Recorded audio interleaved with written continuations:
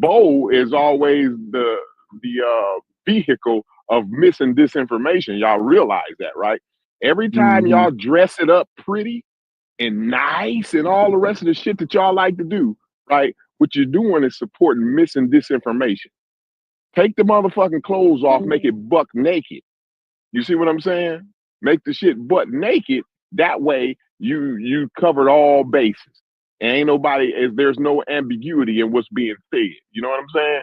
So that's what we gotta cut the bullshit. If Inky is full of shit and he's a goddamn snake oil salesman, I don't give a fuck how personal y'all think it is. You know what I mean? I got a box of Kleenexes. I can mail it to you if you feel like, oh, now you're getting into a personal attack when you call Dr. Bean and Jabari full of shit niggas who grifting from the black community. Oh, well, he's got a degree, and I don't give a because you got a degree make you not able to be a goddamn full of shit grifter because you got a Now, degree. Corey, Cut the Corey, mostly listen. We got a motherfucker who's the Secretary of Health for the United States of America. You hear me? Do you hear me? Tuck my eye. The yeah, Secretary of Health for the United States of America, and that nigga's full of shit. And ain't none of you niggas gonna get on here and tell me, well, he is actually the Secretary of State, so we do kind of, or the Secretary of Health, so we do kind of have to hear. No, he's full of shit, and everybody on here know it. And the motherfucker who put him in the position knew he was full of shit. And every motherfucker who worked down there at the WHO and the wherever else they work at, goddamn it, everybody down there know he's full of shit. see, Corey, you consistent. You don't give a damn if it's white, black, blue, or orange. See, I like a manner of consistency when they make these arguments. I don't want them to just be on the niggas' head, and then they got so much understanding for other people. See, you don't do that. It don't matter who it is. If it's book, no, hold on. Because I know it ain't nothing but bullshit. If it's Yeah, that, and I it's think, that. and sometimes you got to think about, well, how many times do you go from just your information is pseudo versus you are in fact a pseudo? So do we give them like a 3 strikes and you're out or something like that? Because some people are just repeat offenders, and if you're just repeatedly doing it, you are it. Period. Well, I judge it by your stick. If that's your stick, right? You know, my stick is always coming from the point of view of the working class, right? That's my stick. Every time I'm talking, y'all know what he trying to ease into where he trying to figure out what to do about the working class. Y'all always know that it's behind. That's what's behind what I'm saying, right? So that's my Mm-hmm. stick, right? So when it's your stick every time to try to convince me that I need to eat sage for breakfast every morning, that's how I'm gonna get rid of my cancer. Like when that's your stick, yes, you are a pseudo. You are a snake oil salesman. I don't care if you did it once or twice. It don't matter how many times you do it. If that's your stick, that's what you is. If you a 3-card money dealer, dealing 3-card money on the corner, bro, you the fucking you're a scam artist, bro. You selling gold water every day. If you go outside in your house and you sell gold water, you're a goddamn scam artist, a goddamn snake oil salesman. It don't matter if you did it once or twice. What you were doing right there was scamming. You did it. I only sold it for a day. Well, you was scamming for a day. See, that's it. It's easy. It's easy to keep it 100 and quit playing with folk. That way we can get to the bottom line. You know what I'm saying? Quit worrying about the feelings. And well, I have to consider the flat earther because we don't want an echo chamber. So we have to hear the flat earther. No, we don't have to hear the fucking flat earther out. No, we don't. Don't ever convince yourself or your kids that they got to sit and listen to bullshit so they can be considered fair. No, I'm not fair to a bunch of bullshit motherfuckers.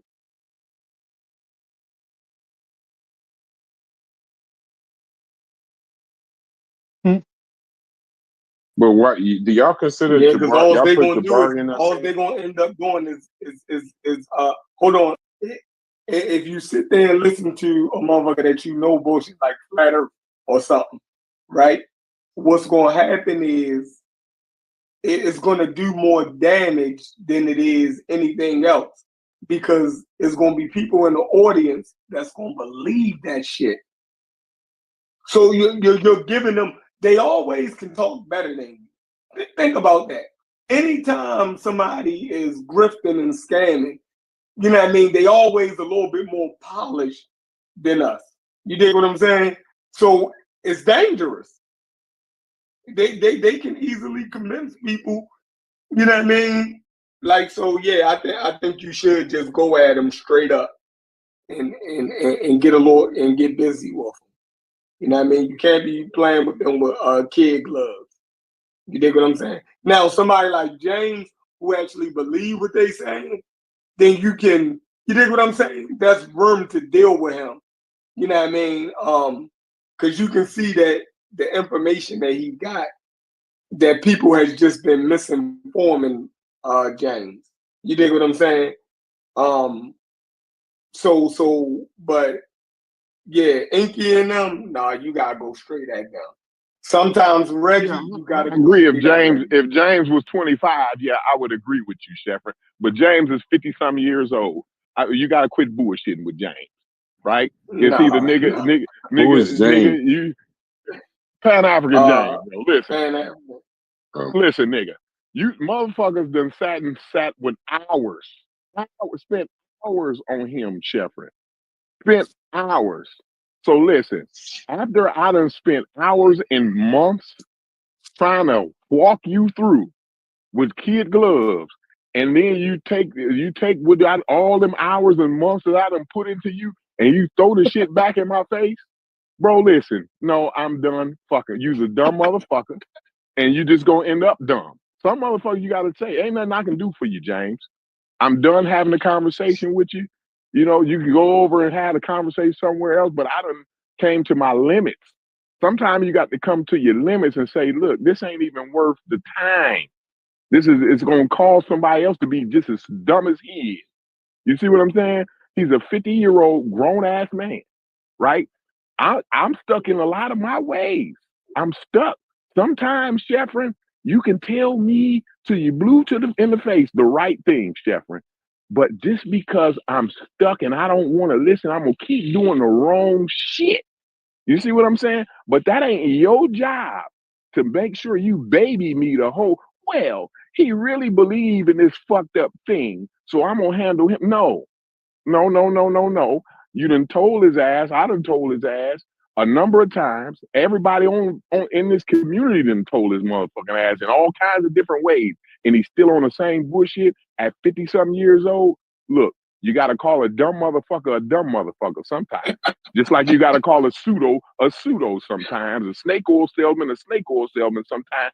We got to start keeping it real. I agree. I agree. but okay. So Brass, help me out, Brass. Help me yeah. out, Brass. I guess I'm about to start capping. So, and Corey, don't start yelling at me, bro. I can't deal with it today. The but do you? But I don't like to say all in anything. So you just saying all? Are you saying that they're just every single person is just ain't shit? I don't know what y'all was talking about before. Listen, Brad. If I take and you 30 something, 40 years old, right? Mm-hmm. And I take months telling your ass something, and you still spit in my face after I took months and hours trying to tell your ass the right fucking thing. No, you's a dumb motherfucker, Brad. I'm sorry. I apologize. That ain't the most prettiest thing to say. Grandmama told me. I listen. Grandmama told me, and I know better, right? She say if you ain't got nothing good to say, don't say nothing at all. But grandmama don't live in my time. That might have worked out in her times, right? But in these days, right? When something needs to be said, you got to say that shit. Because otherwise it'll fester and come back to fuck you over. You see what I'm saying? So But is there even your anything good? That's what I'm even saying. your grandmother would probably, if she saw you kept on talking to somebody and it wasn't getting through, she would probably pinch you and whisper in your ear and say, listen, you know that child is slow. Why you keep on talking? And Oh, that's what we have. Absolutely. Quit dealing with that fool. Granny was so contradictory. Granny was contradictory in the motherfucker. She'd tell me in a minute, don't quit dealing with that goddamn fool. now I know a lot of these conversations I can't have around sane people. So I know a lot of these conversations are a little crazy, but I just there has to I don't shit. I'm trying, Chef. There's got to be some redeemable quality of someone in this conscious community that you've come across, right? Someone being genuine, someone actually talking about some real shit. Yeah. We get Are you talking about the content creators or just the people in the audience? Because those are two different things to me. So a content creator, bro, listen, he Both. already know better. Well, I'm gonna speak on the content creators. They already know better than the shit they doing. You and I ain't nobody on here gonna say a word that's gonna convince me that Sonetta don't know better than the shit he doing. Right? Brother Inky, Baba TV, you name them. Every last one of them niggas know better than the shit they doing. Now, okay, maybe somebody that comes on the panel from the audience and don't have a full understanding or may not have had some of the arguments that we had. Yeah, we can take the time and argue it out and bring out some points and some sources and have the discussion. Right? That's a totally different thing than trying to convince Brother Inky on some bullshit. You see what I'm saying? We're trying to take the time out to fuck with Brother James, who's been on YouTube in this community and heard every scenario that he can hear on the topic in every situation in every way from multiple different people, right? No, nigga, you just dumb because you want to be dumb. You see what I'm saying? And ain't nothing I can do for you. Now, who is And Inky? I agree with what Corey said about the age too. You got to take that into consideration. We have a lot of young people who are in the audience and stuff like that. And maybe if you 18, 20, 25, maybe even 30, but once you good and grown, that cake is baked. And I don't got time to be trying to unbake it. Is baked. God damn.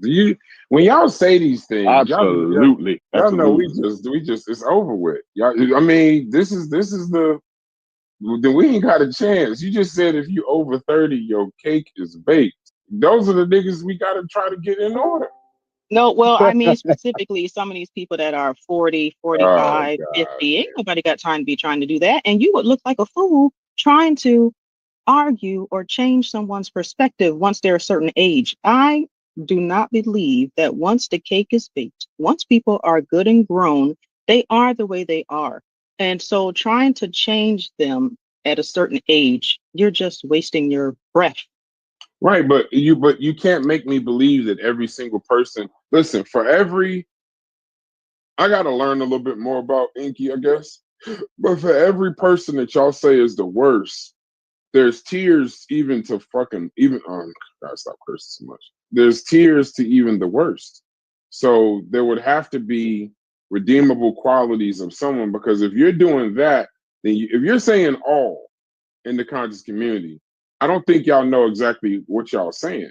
I don't want to go down the list through names, but yeah, it can't be all. It can't be all. Right. But that's what y'all saying. Y'all saying it's all. Maybe a better way to describe it is there are people who are like on a more radical end of the spectrum than others. Right? So I think one of the best that I feel like doesn't even really fit the description of redeemable.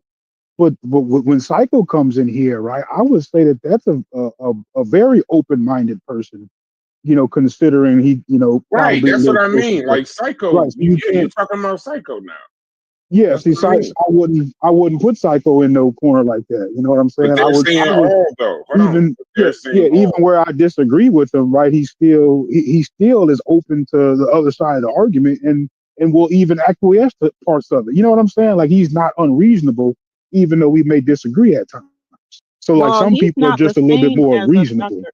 He's not the same as a Dr. Inky. I'm talking about the top tier dingbats. I'm talking about and manipulators. So I'm talking about, I'm using almost like a light as the, you know, he's the A plus, right? As far as the pseudo and the manipulator. So I'm talking about people like that. And that would be Dr. Inky, But let's get off falls of in that him. You got an category. issue with Psycho? Pause. Let's. I don't want to. No, I don't want to I make this didn't say nothing personal. You bad got an about him. issue with Psycho, right? But he's in the conscious community, and you saying all. I didn't Reggie say just all. joined the. Reggie just came in here. Pause. I didn't He's the. say all. I Okay, said you didn't say all. I Okay. said people of a certain age, I'm not going to be Then arguing Corey, are with. you saying Psycho, I've all? never had a conversation with him. I'm talking about the worst of the worst. I mentioned Dr. Inky. That's what I said. Okay. Okay. Um, All Reggie's of in the who is conscious the community. who would you be referring to when you say all, Brad? Because Like I really don't know. psychopathic, he's in the conscious community. Reggie just joined the panel. He's in No, the no, conscious community. Psycho's a fighter. He's a real pseudo killer. He's a snake oil salesman hater. You know what I'm saying? So Okay. Hmm. Psycho's, Now yeah, he got his shit going on. Reggie's in here. Certainly be a more real, a more reasonable person, even in real life, right? I would expect him to be a reasonable Well, person. You know what he's I'm from saying? Jersey. He's solid. He's solid. But Maybe Reggie's in here. Brother Reggie can give us three But he's people a that is blackologist. But Psycho is a totally blackologist horrible. also. Yeah, he's a blackologist, but I wouldn't even fall him like on the extreme. So like he All right, wouldn't so like logic. he ain't James. He ain't James. James is extreme. Okay, so logic. Brother Reggie's in here. Peace to you, brother Reggie. So, so then, what do you consider Reggie then? I guess Reggie would fall Pseudo. under that description that Sister Safa gave as maybe a person that's a little more set in their ways and set in their identity or Now ideologies. wait a minute now. You cannot compare Well, somebody I like didn't say Brother that you Reggie. said it. I didn't say you said it. I'm saying the definition you gave, I would fit him in there. That's what I'm What's Yeah, the saying. but we're definition? talking I about wasn't here. we're comparing people though. We're comparing the worst. So I think Brother Reggie would be able to give us three people that he would consider to be a total No, I don't want to get uh him into that though. I don't want him to do that. No, I'm well, just I'm saying, like saying I don't want to have a this ain't I would moral. never put Brother Reggie in the same category or even on the same street as Dr. Inky. Okay, I appreciate that. yeah. The difference is with me, I'm a 60 plus year old black man.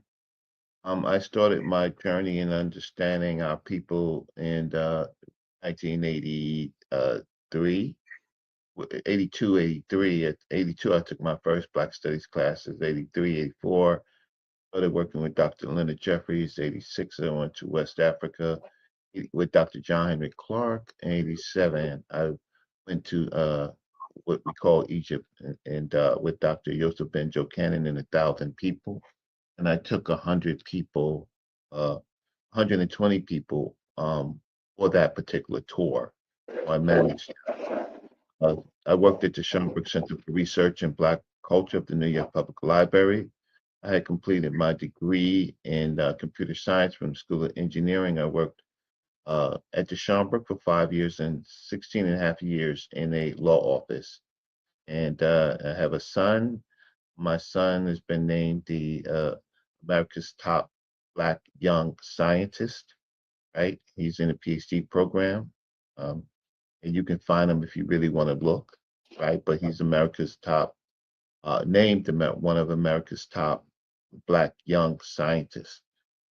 He has more peer-reviewed papers than uh, most professionals. I, I'm a, yeah. So now, in the course of these years, I've met, before I came to the conscious community, I, I primarily worked around professors around in the Black Studies Conference and the African Heritage Studies Association, and then scholars around Association for the Study of Classical African Civilization. So I knew, of course, Shaka Amos because I knew his mother, right? And she was a supporter of Dr. Yosef Ben Jochanan, and Dr. And then Shaka Amos. I had met Sinetta. Uh, I had met Sinetta years before, Shaka Amos told Shaka maybe he needs to talk to me. That was my entry into the conscious community, and this is where I met. Uh, they weren't content creators yet because they weren't YouTube, but they were the street speakers or people trying to put out their books. What I found is that the problem is the economics in our community.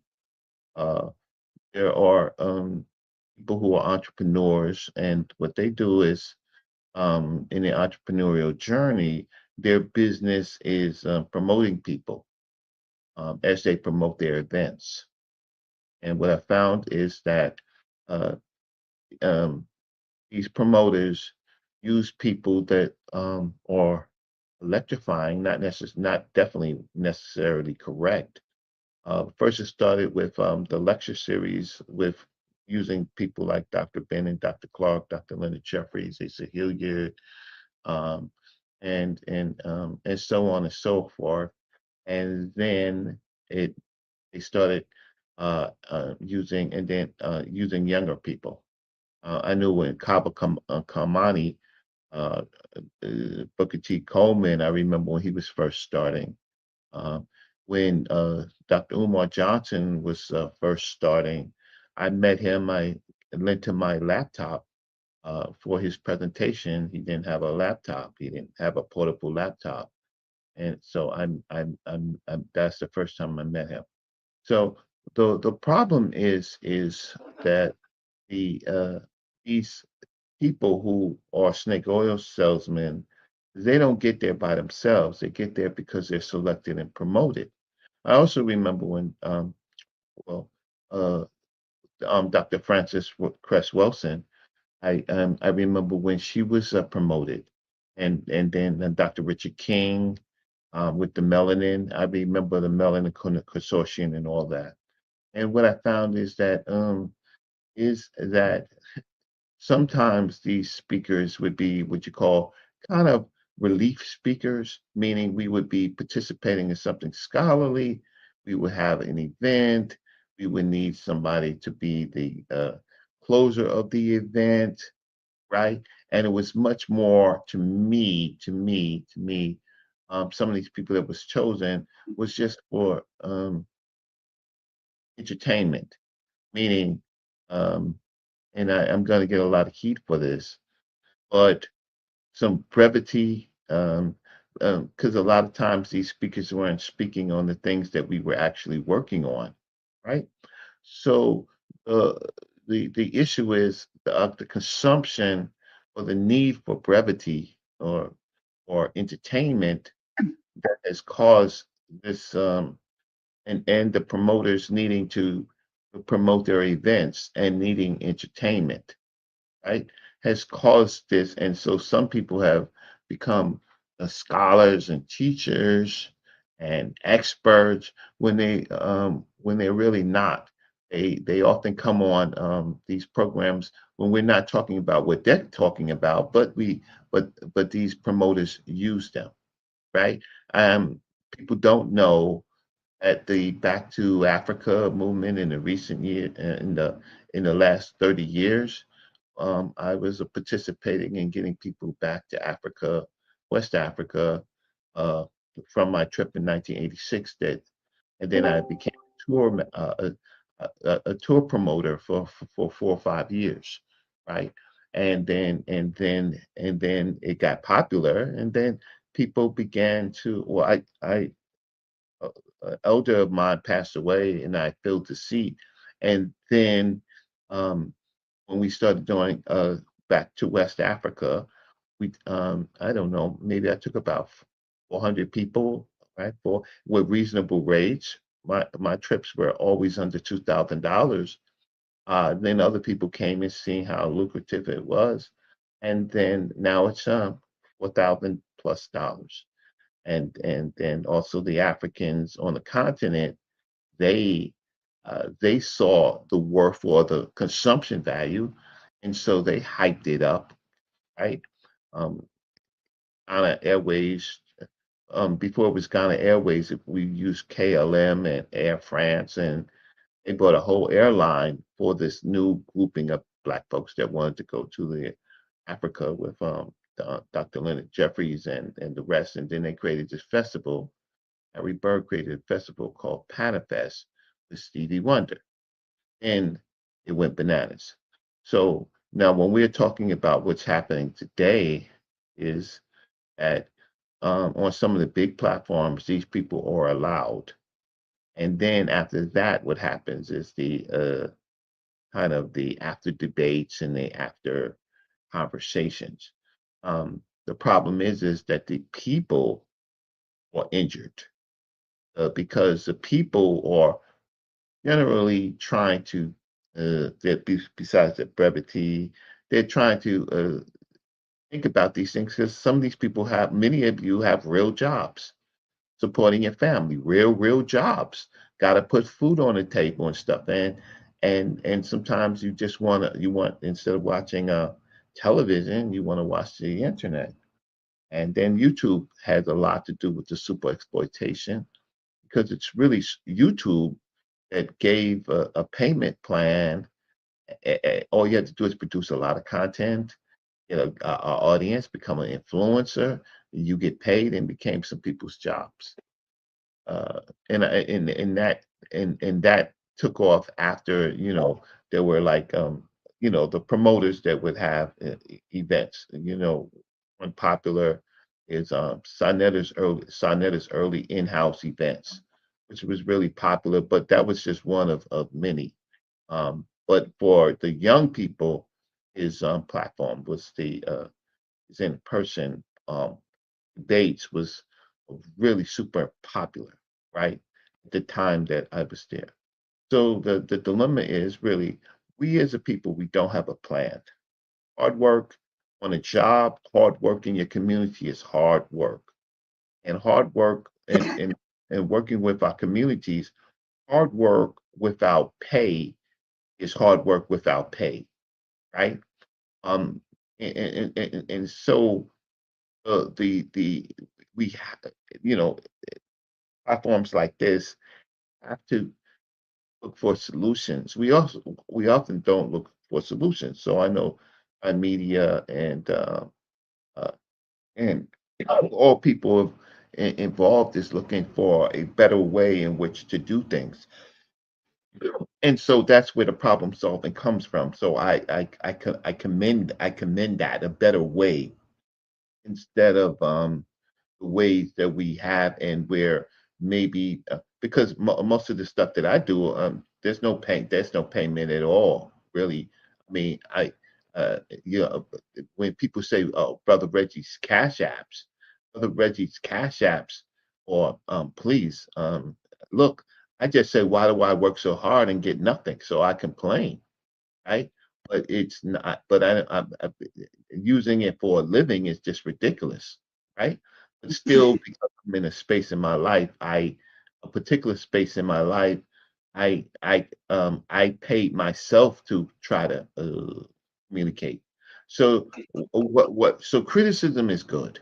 So I don't. Some people that you criticize, I don't say anything about. I really don't say anything about at all. I don't. But then some people, sometimes it's over criticism, like you might differ with me, but Dr. Ben and Dr. Clark and others, they're first of all they're deceased, um, and second of all their work was in their time period. And I remember when people didn't even come and see them. They would have audiences like 100 people or so, then 200, right? Then maybe 300, right? But I remember, but it wasn't never really jam packed. It was a period, right? But they were bringing their life experiences. And I met Dr. Clark when he was 70, right? And so he taught largely through academics, Black studies Black studies professionals, and then he had some community. Dr. Ben had much more community and than Dr. Clark did, because it was connected with his trips to Africa, Well, where Brother Reggie, can interrupt you for a moment, or go ahead and land your plane. I thought you No. So generally, my landing my plane is looking for a better method where one, people can be criticized for their bad deeds, and two, to create a positive market that's based on real facts. And right. I'll stop my plane. Right. So to me, one of the essential things in order to build a new method is that you would have to be thoroughly convinced as why the old method is inefficient or needs to be updated. Right.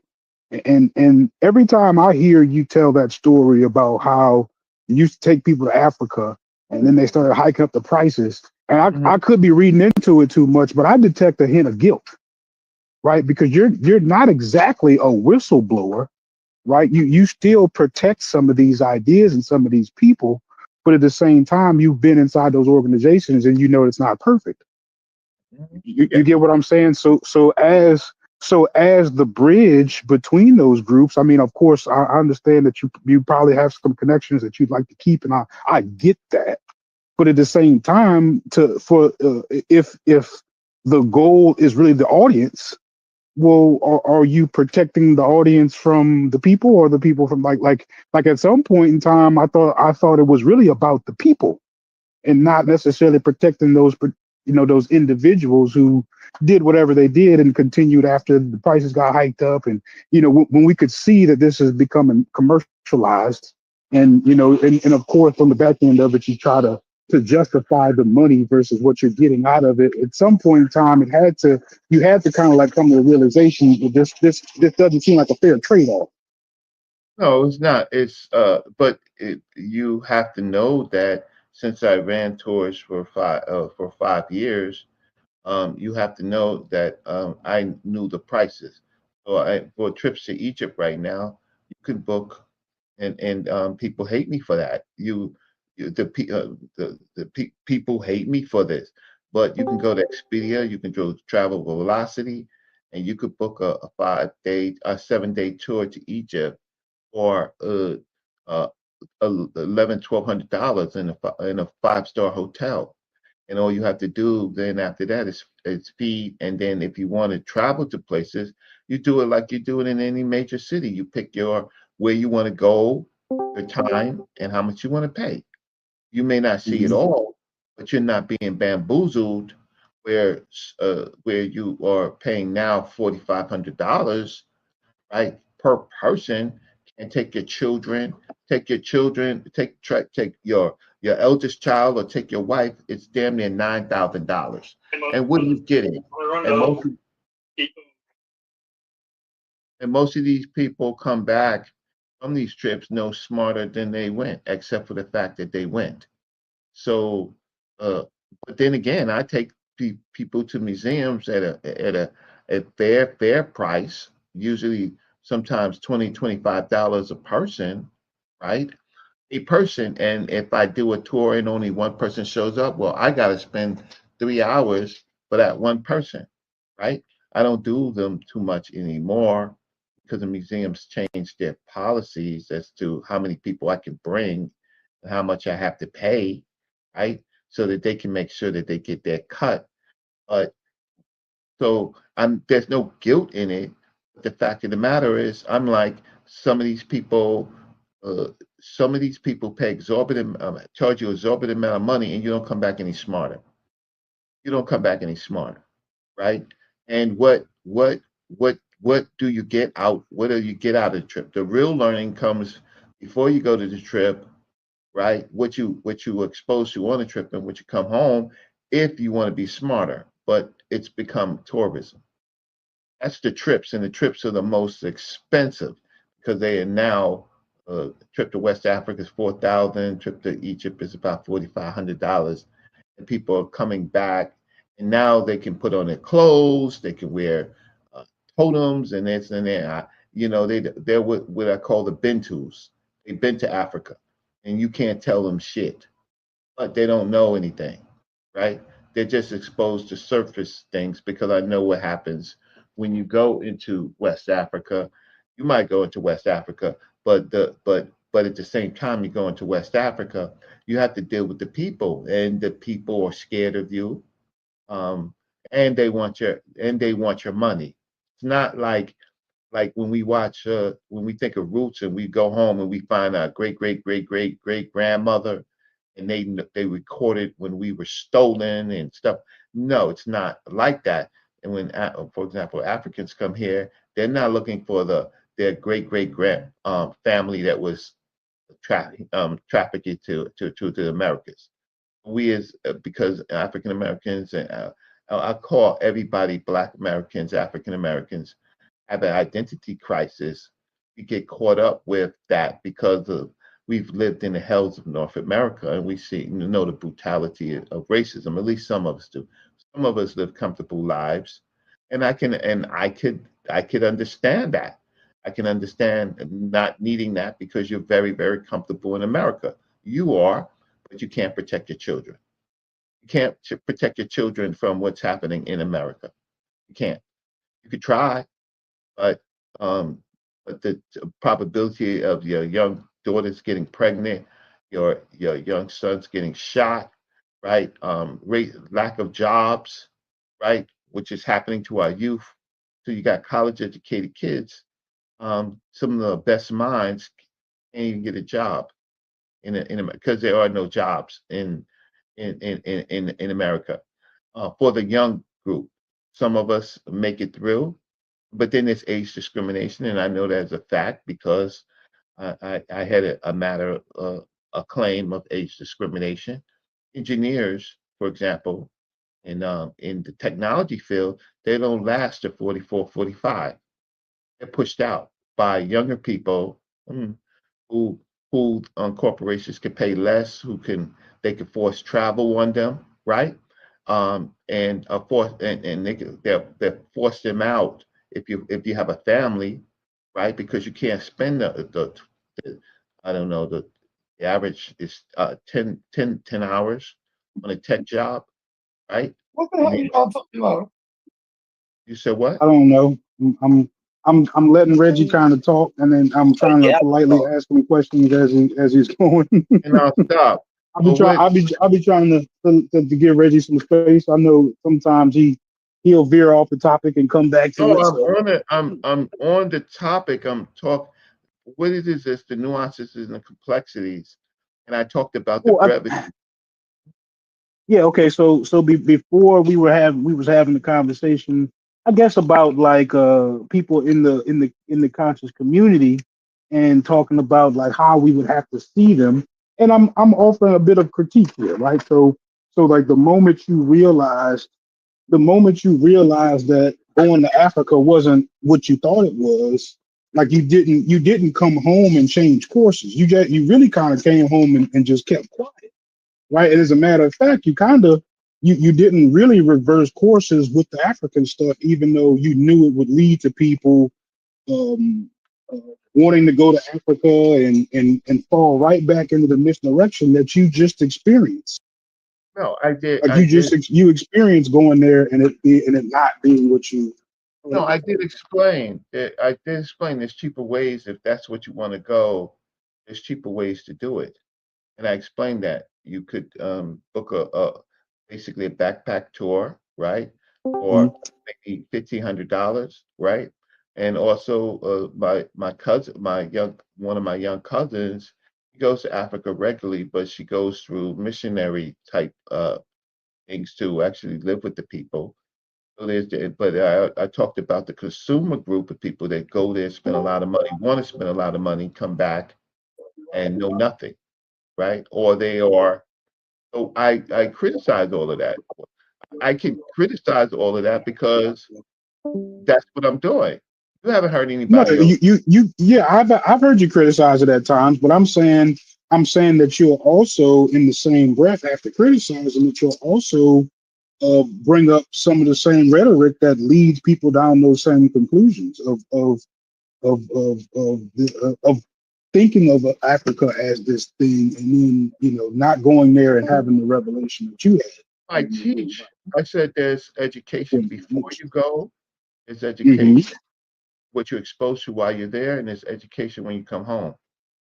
So I did say those things. So my whole No, point of it, so let's try to have the conversation. I am making a bit of an accusation, and I'm trying to do it politely, but just to be clear, what I'm saying you do more of protecting that particular paradigm than you do to dismantle it, right? You've admitted that you see the problems with it, but I'm saying even in acknowledging those problems, you still adhere to some of the same rhetoric that leads to those. you're talking about the education or the education part before you go to Africa, where I do Perhaps. about African culture, the Yes. nuances. Okay. Yes. Yes. So I shouldn't talk about that. I think that I'm a reliable teacher.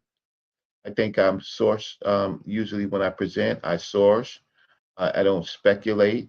I stand on facts, whether they're facts from Western groups of people or facts from African people or facts from other people. But my career in this has been. Uh, Remember, I pay myself to educate my people. That's my journey, right? Because I was exposed to it, I think, the right way by Dr. John Henry Clark. But screaming on the roof against somebody, making enemies, how does that benefit me and my family? It doesn't, right? What the time that I take out isn't to talk to you all is an investment. But I will tell you, you want to go to Egypt? Okay, you can go Egypt for $1,000, and anything else you want to pay, you can pay. If you want to go to West Africa, you could pretty much do it the same way, but it doesn't have necessarily the same effect because if you go to West Africa per se, you're not going to see temples and sites. It's not a tour type thing, right? So you have to actually spend more money and more time on the ground trying to find things. And then you need it, and then basically you need good education before you go there. You should have a kind of a scholarly type of so that you don't get caught up. And then for economics, I haven't seen a lot of successful Black entrepreneurs going to West Africa and benefiting. So I put that in the Black City Plan, right? Where cities where cities should communicate entrepreneurially and not necessarily entrepreneurs or individuals because it doesn't work out well. And I've said that. But I Yeah, protect. you have said that. You have said that. So would you describe most of the people that you encounter as they are looking to take a vacation, or they're trying to have a particular experience? Uh, it varies and it varies, and so that's why education before, like even going on your show and hearing the criticism is helpful. But even still with that, if you have money for a vacation and you want to identify with the continent of Africa and you have the money, okay, you should. That doesn't mean that you should be ripped off, right? No, I agree. It doesn't mean that you should be ripped off, but I'm saying that those a lot of people are looking for that experience, and you yourself said that they go to Africa and don't come home no smarter. No, they don't. No, they don't. No, Right. they. So the potential of them having this experience was almost zero from the jump. We have lots of experiences as humans, and sometimes it's But, personal. Can we but what agree is that the but what these is the trips issue that though? we take, I'm sorry, What is can we agree the that these trips that we take to Africa, that's not, I think, at the top of the list as far as things being problematic in yeah? this community. I think it's more so the scamming and the manipulation, the cult-like activities, those type of Okay. things that happen without people even knowing that they're being duped. And then also you got a lot of people around here who sell these fake books that they write in one weekend. You got all sorts of crazy things. There's nothing wrong with taking a trip. There's nothing wrong with having a business where you take people on trips. It's more pressing things I think that probably should Yeah, be discussed. I agree, but I agree. So that's why I say there's nuances and complexities. So the issue is I talked earlier about the need for entrepreneurial promoters who have been suffering with bookstores and things like that to have events where they could sell more information rather than sell their books, or sell books and information, create more of a bazaar type of thing. And that's where a lot of people who are out of the workplace find themselves. And so to survive, they put on these events. So I did say that, Mr. Sid. I did in fact say that. But Those are com- Logic, I apologize. So what is your, because the title of the show is about the conscious community. So yes. are you saying that the trips to Africa, are you saying that they're a scam? No. And the people, are like, what are you saying, Logic? Yeah. I'm basically saying that, yeah. So this No, is no, what no, I'm no, no, trying to no, no, say. no. Don't explain it. Hold on. Just Let me explain. to Please answer the let me question try. first. I know, but answer the question first. So Are you I saying said that yes. Basically, that is what so I'm saying. Yes, all the and tourists? to go even Hold on, further. hold on. I want to be clear. I just want to set a premise, and then you can have the floor, brother. Reggie takes trips to Africa. Jabari takes trips to Africa. What's the guy that you interviewed? Smalls, I think that's his name. James Morris. Okay, he takes trips to Africa. You're saying they're a scam. Just set the premise of why you think that's a scam, and then take Well, the floor and do whatever. I just well, want to be I clear. actually like Brother Reggie, and I Okay, no, actually no. respect him. Let me do this.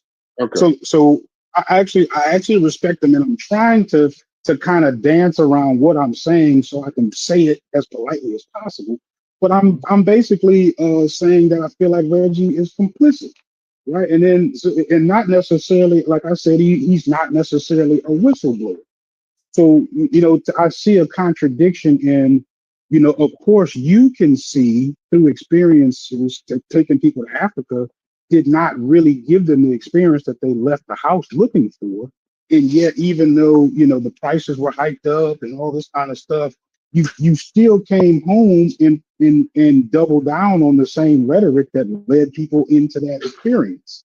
No. Right. So of course you did have a cheaper alternative, but I'm saying like you didn't stop, even though when you realized what you were doing had been commercialized and it wasn't providing the customer I with the wasn't experience that they were commercialized, looking for. but here's the dilemma. Here's the dilemma. There's a need for humans to expand their horizons. There's a need for that. Mhm. When I personally did trips, it was educational. We got experts to go with us on the trip, and we talked specifically about slave forts and dungeons, the different cultures, right? The different peoples we met chiefs, and we in big groups like the Shanti, the Fonte, the Ewe, the Ga, right? We learned aspects and differences in their culture, but we did that. Um, uh, so it's changed. So do I participate in that? No, I haven't participated in that in years. So I don't promote people's trips. I don't do that. But what I do is I spend time education on the ground, and the education that you get me is largely for free. Largely for free. I'm thankful that Brass and Logic occasionally sends me donations, but for the most part, the conscious community is not interested in my candidness about these things. So they don't send me anything. They're interested in things like Dr. Inky. Well, Dr. Inky just came back, but they're interested in that type of stuff. And Yeah, and I that was embarrassing, by the way. it's hard. That was I mean, embarrassing. Go ahead. it's hard. Yeah, But I saw the clip. That was bad. Yeah, go he ahead. had done that to me about 2 years ago on the WAS staff. If anybody remembers, he wants to say that the WAS staff is connected to the pulmonary system, and I'm saying no. It's just a staff in their cultic beliefs. It has nothing to do with the body and health. And so for 4 months, 4 or 5 months, I was back and forth with Dr. Inky on this on this, and so he came back with a new. Now he's dealing with. If you look at the background of his screen when he's talking, he has this stuff called MCH and diabetes and melanin, and he's trying to propose that the darker your skin, the less prevalent, the you'll probably have less diabetes, but you can't change the skin color. But he's pushing some type of melanin type of concept. Superiority type of shit. Yeah. Some of Yeah, that Francis Crest. yeah, Some of that good Francis Crest. No, I'm just joking. That's just no, but he's pushing that again. But It now is. It is. he's I trying to need you for a show today, brother Reggie, if you don't mind. If we could do it now. I mean, apparently, once I already know, once we go live, everybody that had issues with the content community, they tend not to say the stuff they'll say privately. But I needed you, pause earlier this morning for a conversation, and I hope Chef and Reggie, I hope Chef and Corey and Logic all keep this same energy, right? And I'm depending on your answer. So this morning we was discussing Africa, and and Logic had made a statement. I wasn't here. I came into the conversation later, and Logic made a statement that what there's nothing. Okay, there's not Logic. Maybe you want to clean it, say it again, because from what I got from it, I it didn't was say it was nothing. What I okay. simply Yeah. said Go ahead. was that the exercise would have to always be pruning through all the African stuff and keeping what's useful and discarding what's not. Right. That's Logic was saying that, like, as a black businessman in America today, the indigenous practices like animal sacrifice and stuff, these aren't things that we need necessarily in America. We definitely don't need it all. We'd have to prune through, what else that we could take from Africa and move it to here. So then Corey jumped into the conversation, and Corey stated that there's a romanticism that comes with Africa. I think we would be hard pressed to find anything that would be necessarily useful here in America. So then I got hold on. So then I got into the conversation of saying that basically America must have done a really good job. If because we just don't need the African, I guess if y'all are saying that, and I disagree, but if y'all are saying that, then we don't necessarily even need the Africa in front of the America. Like we're just Americans at this point. If we go by that stance that we don't need Africa, and then they were saying that we would be hard pressed. Name something, and I said I couldn't because I wasn't necessarily qualified. I started looking stuff up, but it didn't even make sense. So how do you feel about that? Are we so far removed from Africa, or would you agree or disagree that we're so far removed from Africa as African Americans on this continent, in this country, that Africa necessarily doesn't even hold a place of any kind of importance right now? Is it just romanticism? And then Corey, you could state your own case, or Chef, you could state your own case when you get a chance. Well, real quick, just to be specific about it, right? The conversation stemmed from another question that somebody said, how could a businessman, how could he be affluent in society and still, I guess, maintain as much of his African principles as possible? And that's how I came up to the comment of where we would be pruning through the African stuff to find out what's useful. So that, like that, so in answering your question, how would a person that's attempting to be affluent in this community, how would they wrestle with retaining as much African stuff as they can? That's kind of where the conversation is. well, it's not. It's not. I laugh too, by the way. Yeah, Go it's ahead. not. But it's not Africa. It's the problem. The problem is America. America has always separated peoples from being what they feel is the true Americans and the other Americans. So so that's pervasive in birth certificates and employment and benefits, and you have to specify. And then the people who I can only talk about the people who are African American or as they call Black, because that's also one of the selections, right? We that we don't have any equal protection. So we are just hoes to Mm. America. Our greatest we some of our greatest thinkers. We've been from skyscrapers to the real McCoy to locomotion to electricity to we've been there through all of America's major innovations, and then the music, which is the music industry. We have been there, and uh, we have not been uh, the, treated equally.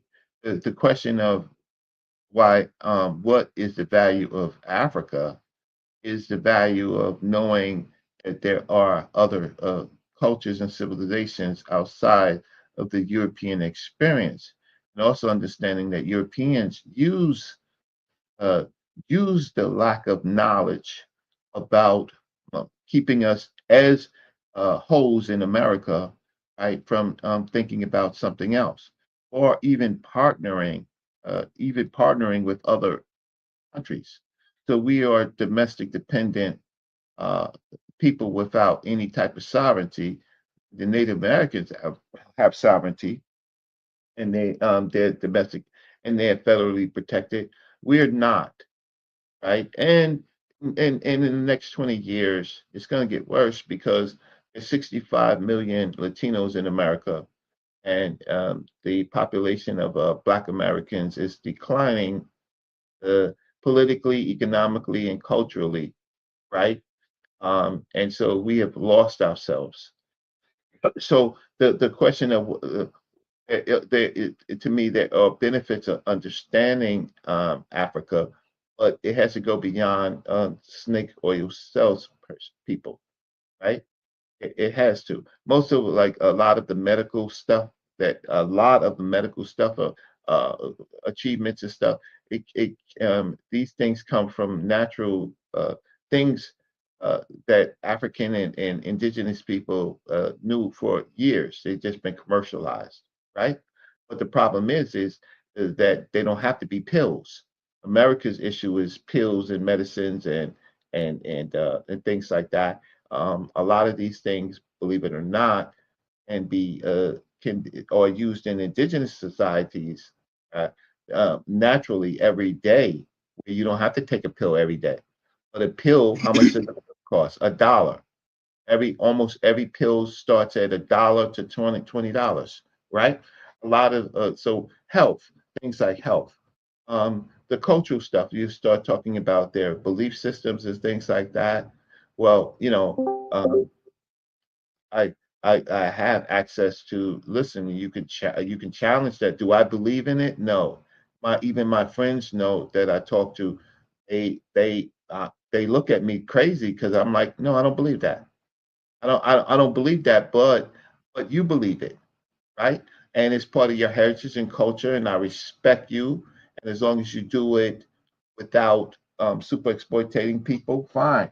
But I don't believe in it, and I don't. But I respect the culture of African people, just like Europeans respect the culture of Europeans. All of this night this and night that, and sir this and sir that, right? That's just people's cultures, right? And so no one challenges when we watched we watched the president of the United States go to England the other day. We saw a cultural collide. That was, if anybody wants to study, that was incredible. He walked in front of the king. He held the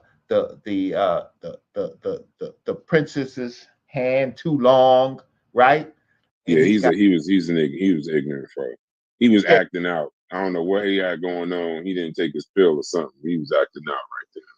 right. And but then there's cultures, European cultures, they respect their values highly because it makes them who they are. They will fight. Israelis, the culture that they have, they will fight to the death for it. We don't fight to the death for anything. We are the only group of people who you could have somebody different than Europeans, like the Charlie Kirk situation. That was white on white crime, had nothing to do with us. That's as American as apple pie. That's as the American Revolution.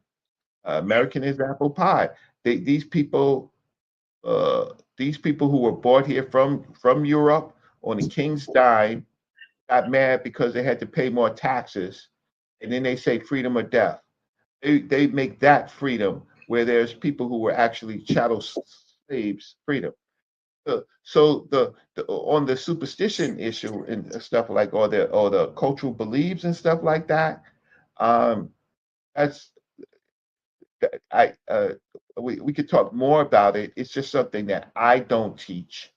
I teach science, I teach history, I teach culture, I teach language.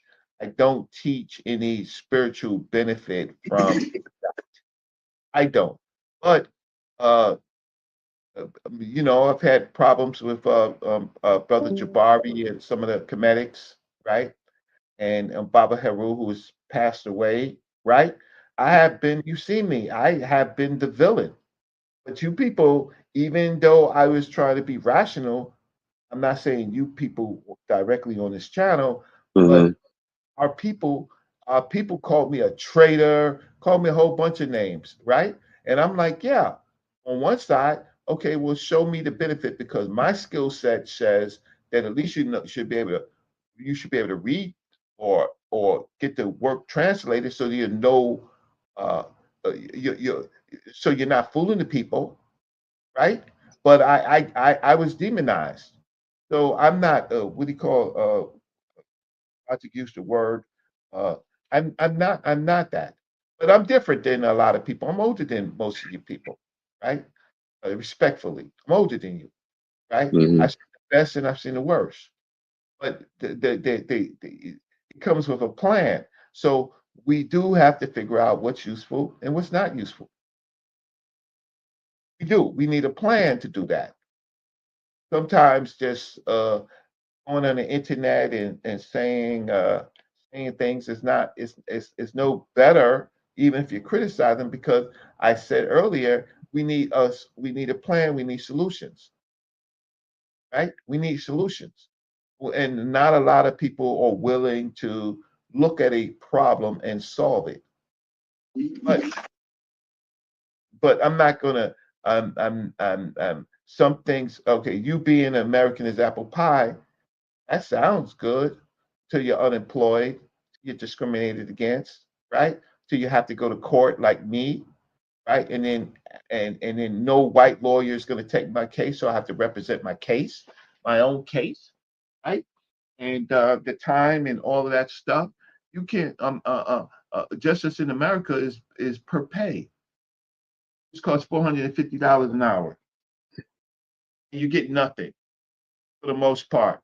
The average legal case costs you a minimum of $100,000, right? And you better have $100,000, and that's for civil and that's for criminal. But we are in an illusion that we have protections, but you have to pay for it. You have to pay for protections in the United States. In other places, in other countries, look, you don't have to pay for protections. Indigenous people don't have to pay necessarily what we have to pay for protections. So our freedom is based on look, hope it don't happen to you. Hope you don't get into a situation. Hope somebody don't steal your your your your your idea, right? Uh, because once that happens, then you have to pay. Then you have to pay. So so the issue is generally we need to plan a solution for all things. But I come on your show to listen to your criticisms, and I think some of your criticisms are valid to start with, but then I ask you, well, what's the solution? Are you saying logic, Corey, that the white America's model for us is going to make us successful? I don't understand that because look at statistics: 65 million Latinos, right? The majority is still white Americans. Black populations are at the lowest, but we are always subject to all of their experiments. But we bear the brunt, and we don't get any. We get no relief, right? And we're dying by attrition, right? It's like apples. I mean, a basket of apples. Okay, you can start with a big basket, but the apples diminish. We have great young people, our children, completing college, right? Having these very very expensive tuitions, right? And not getting jobs to carry their payments for their tuition, and going into debt, right? And at the same time, the American system is printing money for groups of people, and they have so many different opportunities that are for free. So we better have a plan, and it's easy for us to kind of like backbite, right? I do agree that most of these ventures that we're talking about, they go into people's personal pockets. So it doesn't go back to the community. It goes right back to the white community. They buy cars, they buy big houses, right? They just found another way to make money, right? So we better have a plan. So the big thing is to tweak out a plan, and plans are not sexy. Hard work is not sexy. Okay. Because like I said, I thought I didn't have the knowledge or the information to really form much of an argument. It just didn't feel correct, right? I didn't want to Mhm. get into my feelings, but it just didn't feel correct because based off what I heard, all I could answer was that America and the transatlantic slave trade did a damn good job. That we got African Americans Mhm. in the United States now saying Africa just don't mean shit, and that it's just like it's a romanticized thing. We shouldn't talk about it. It has no bearing on our life here in the continent. I felt bad because I couldn't form an argument because then the question was posed back to me. Well, then what? Then if y'all are defending it, then what it is? And the only thing I could say was like, damn. I mean, then we have. Do you know what you're saying? If you saying that, then remove Africa from African American, and we just Americans now. And I can't agree with that. I can't abide by that. I can't defend it, but it don't feel right. I know that's my culture. I know that's my legacy. I can't I can't I can't abide by that.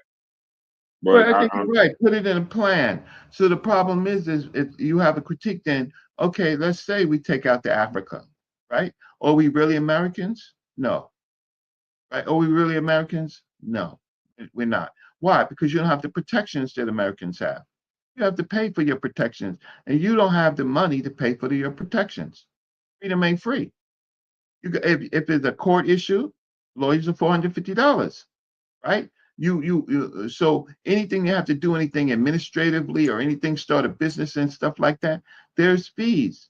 They don't come out of thin air, right? You need investment money, right? Okay, so our community has been redlined. Uh, zip code, we're really zip codes, right? You don't live in the right zip code, you get nothing. You live in a better zip code, you get quality of life. We need a plan for that. It's not, and then the zip codes change, or so your voting rights change, or your representation changes. All of that changes. So yeah, some of the people feel that all they can do is be Americans, but you can't. You can protect yourself, but you can't protect your children. Even white folks can't protect their children. I live in a community where white folks was able to buy houses, a 30-year mortgage, right, and buy a house for $50,000, right? They got subsidized. Black folks couldn't get those 30-year mortgages, right? And so we were pushed into projects, and they were in their houses, but now the people who owned the houses originally, they're dying off, and their children are getting it. The children, the white children are on meth, they're on cocaine, right? They can't get jobs. But the beautiful thing is, guess what? They still got a house, right? All they got to do is pay electricity and cable. They were subsidized, Why? Because America will revolt if that's not there. But us, uh, um, we're priced out largely of a house, right? We're priced out of everything, and then they control. Okay, well, okay, you're priced out of that. So what if I want to get a trailer home? Nope, right? Residential laws say in city things you can't get a. I want to build a tiny house. Nope, residential. I want to build a tiny house for $100,000. It's just me and my wife, or I'm an elderly. Nope, can't do that. You got to pay rent till you die. So some policy people some intelligent black people, right, have to look at these things, and so it's just bigger than uh, uh, deciding whether you want to be a connect with Africa or not. It's bigger than that, right? And I hope that y'all understand college tuition for 3 children. Who could pay for that? The child can't pay for it, and neither can you. And then in the university system, they force you out of some programs, engineering and stuff like that. I mean, listen, I'm an engineer. I know how many people were forced out because they was just politely saying is get the degree. Even when I got my degree, I used to interview for the jobs that would be, and they would be asking me, do I play tennis and golf? They're scared if I'm going to mess with their women, right? So I didn't get some of those jobs. I was relegated to the nonprofit sector with a degree in computer science when it was fresh. Okay. So be American. Be American as apple pie, but you're delusional. You Hey, are. hey, Corey, can you speak to your point if you are not busy? Because logic was more saying that we don't need to bring all. This wasn't really Logic's argument. I shared a little bit of Corey's sentiment, but just not all of it. So I do believe Africa gets said so much in these conversations. I was always taught that if you say something too many damn times, it begins to not mean anything. So I agree with him on that piece. But Corey's argument was more along the lines of the romanticism and such. And I don't want to speak for him, but if you can speak, Corey, speak to your point. Yeah. So I appreciate that. But yeah, so what I was saying, I say it kind of regularly in a lot of these conversations, like, because the original kind of question was brought to me is kind of where I came in at. They were asking Logic, like, what was it that he thought he could take from Africa that he could use today or whatever. And it's like, bro, I don't think it's anything he can take from Africa that he can use here in 2025 in the United States of America. Especially like, again, like saying the word Africa, it just bothers me anyway, because like, what are we saying when we say Africa? Africa, it's just like, to me, I think it's a birthday cake. Like, and like I said over and over again, what you do with a birthday cake is you put a candle on it and you make a wish. And that's what I see and hear a lot when I hear these conversations about Africa and African centrism and the rest of it, So I think we have a duty to concern ourselves with the society that we're a part of. Like, and kind of like I said earlier, kind of the way the conversation goes in this community is if that you take part in the society that you are a part of, right? In the American society, that you're neglecting your Africanness, or you're not honoring your African centeredness. And I just think it's a bunch of bullshit, bro. You know what I mean? Like, African centeredness, looking at things from an African centered standpoint, ain't never got me an advantage of anything. As a matter of fact, if you here in 2025 trying to look at things from some type of cultural African standpoint, you losing. you're losing, and it's no way you can convince me otherwise. You know what I mean? So if there is thing they brought up the community economics, right?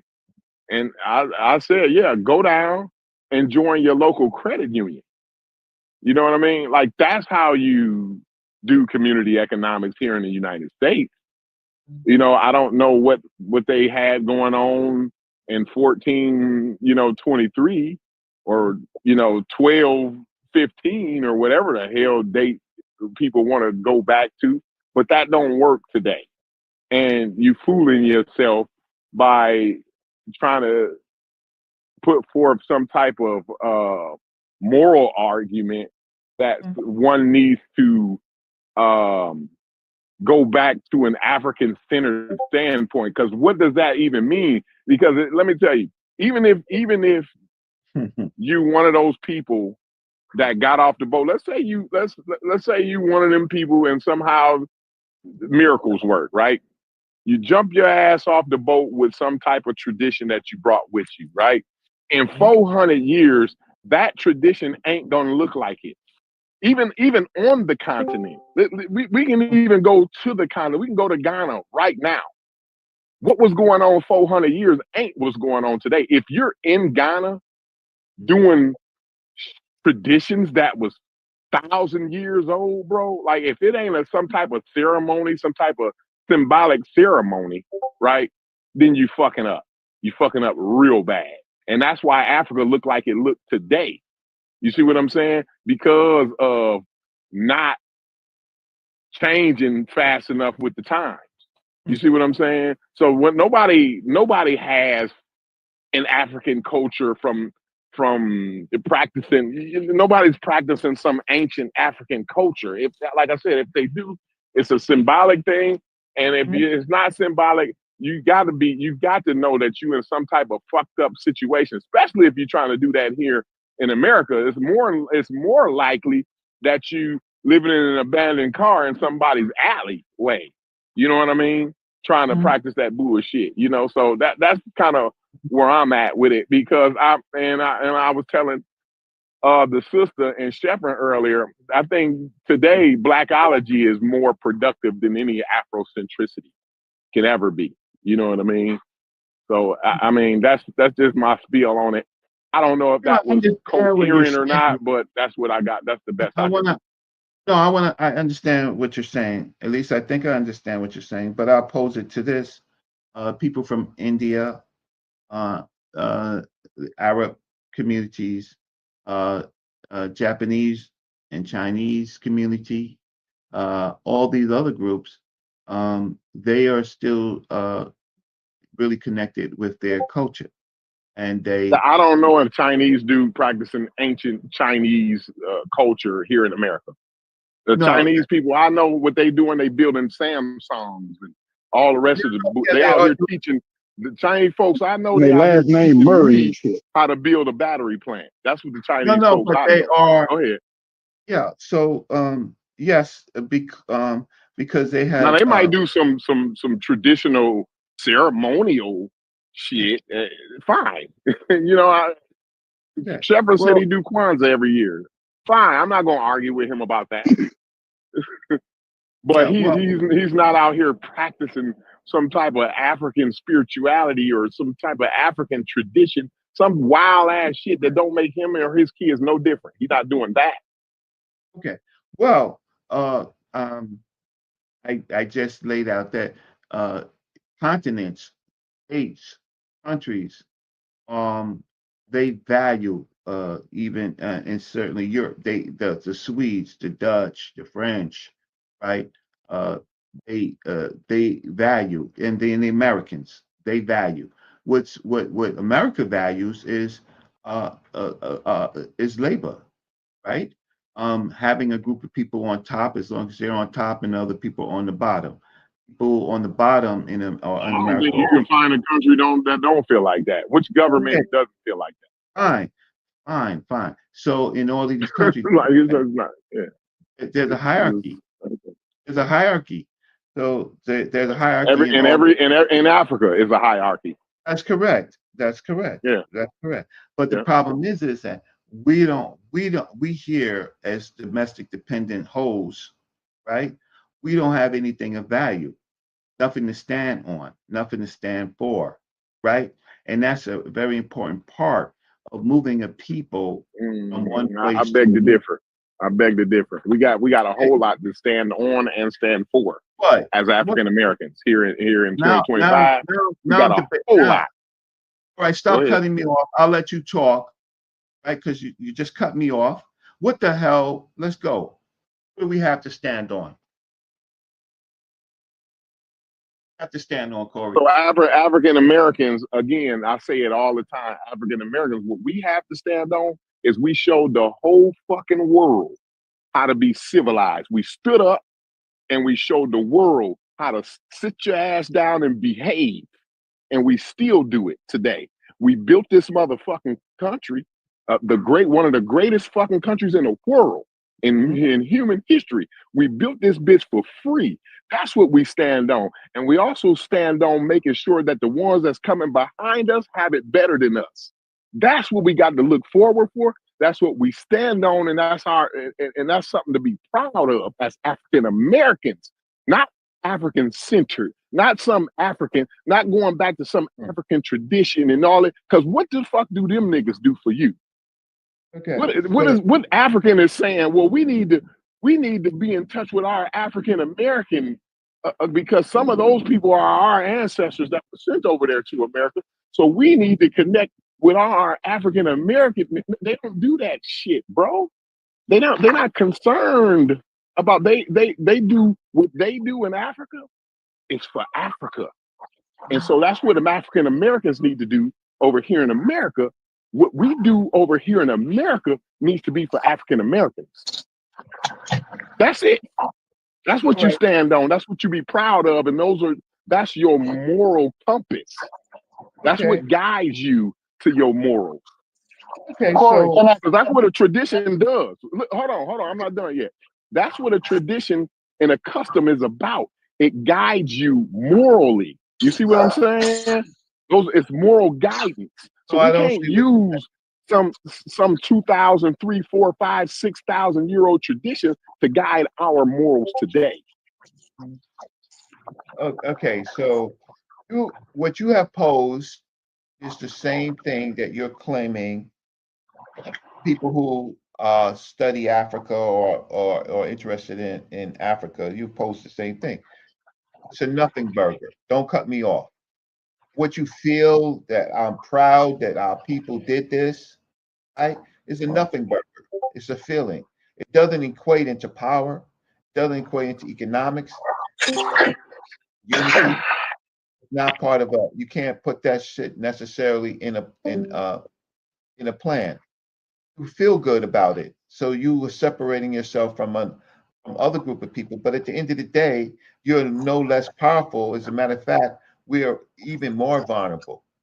So it sounds nice. We should stand on it. But if you really study Black Americans, let's just say Black Americans without the Africans, we're what we are urban city dwellers for the most part, right? That's where our most successful people are. And we are really city people, right? We're not even state people. We're neighborhood people and we're city people. And all of that doesn't necessarily equate. We've not been able to do anything with that since the time of the people that you criticize, like Booker T. Washington and then Garvey, right? And so we haven't been able to do anything with it. Doesn't give us a plan. So fine, I can accept that. I'm as Black American as anybody else without the African. Right?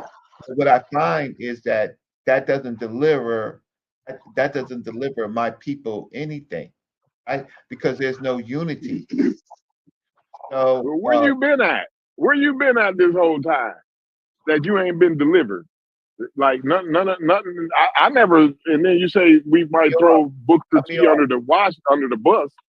I never threw Booker T. Washington under the bus. I wouldn't do that. But what I am saying here, you cutting me off. It's not. My bad. Okay, I Cutting apologize. you off. I'm gonna be cutting you What off. I'm saying is, you have a feel good personality. You have a feel good analysis. It's No, nothing it more doesn't. than right. You could talk about, for example, when I argue with the foundational Black Americans, they're not foundational Black Americans. The foundational Black Americans are dead.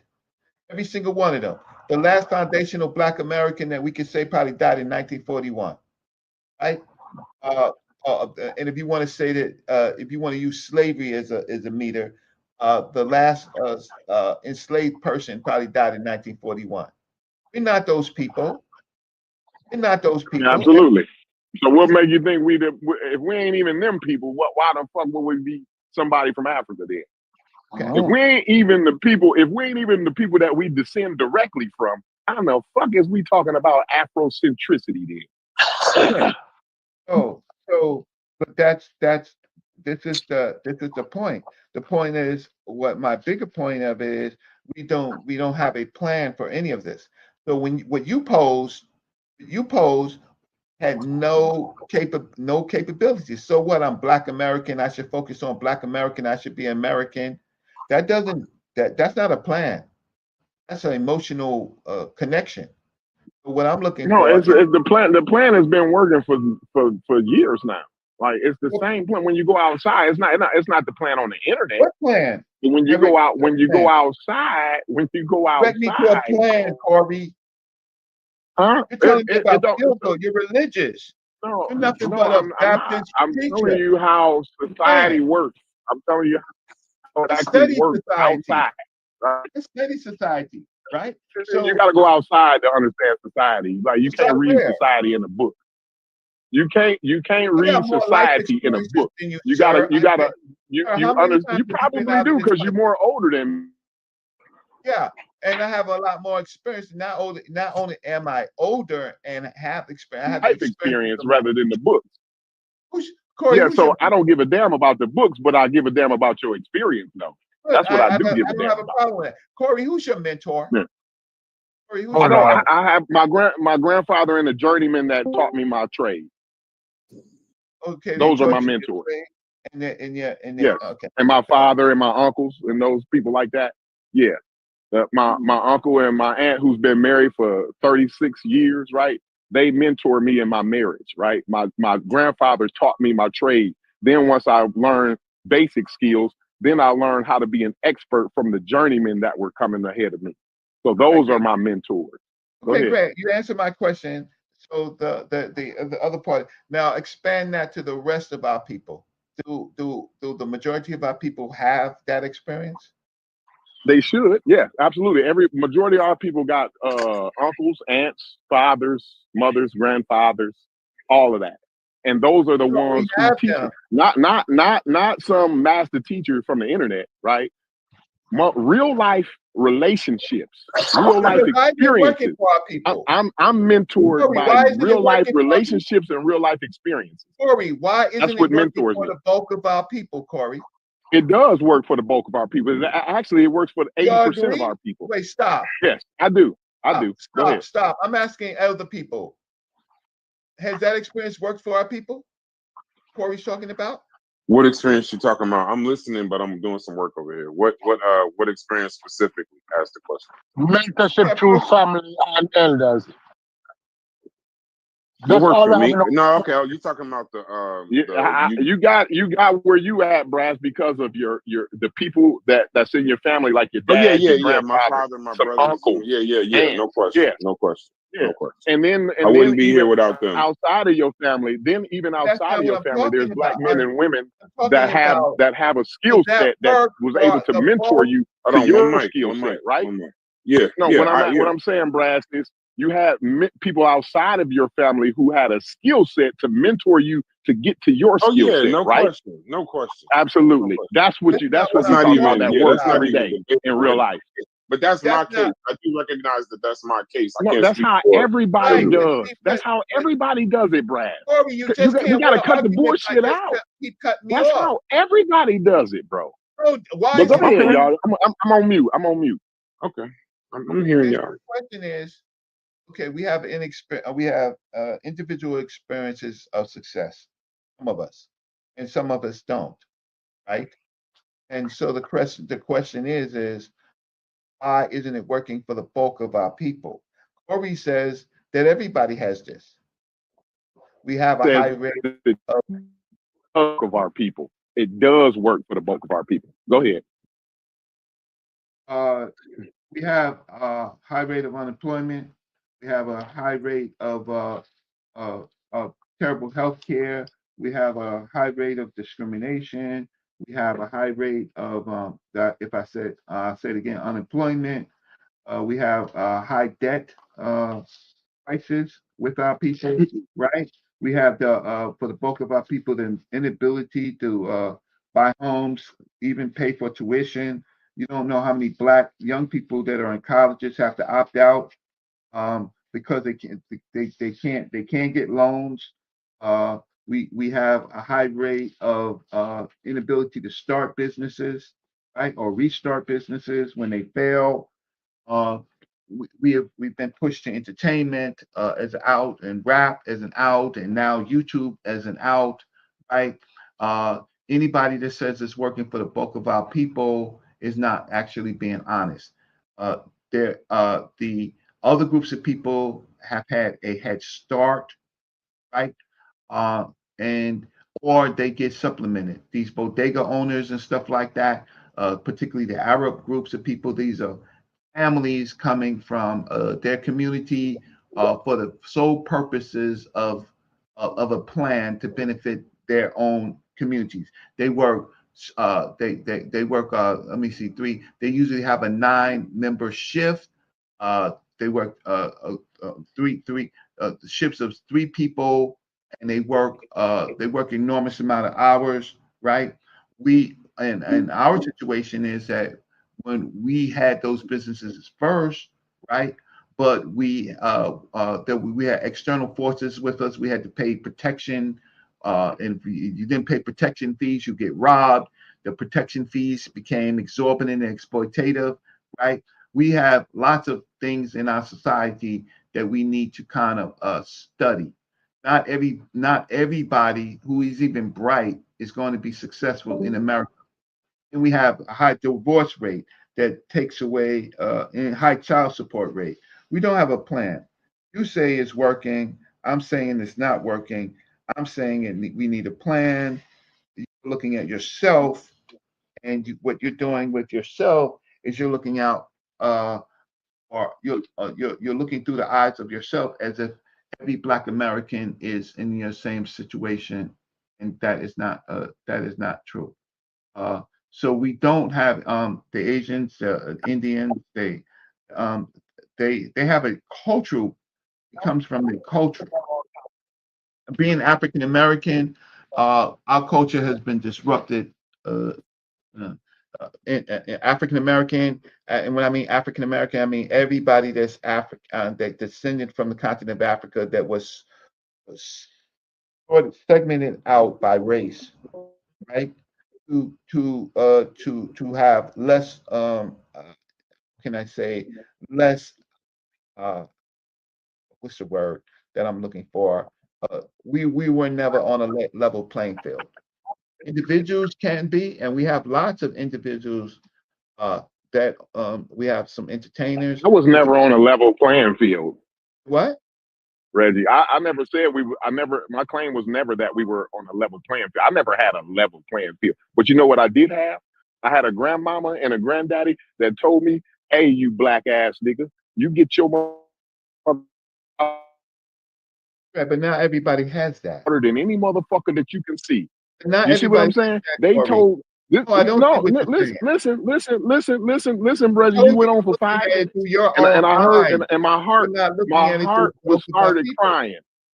My heart started crying while you were speaking. You went on for 10 minutes and my heart literally started crying, Hearts right? don't cry. And I feel you, You have right? So let feelings, me wipe Corey.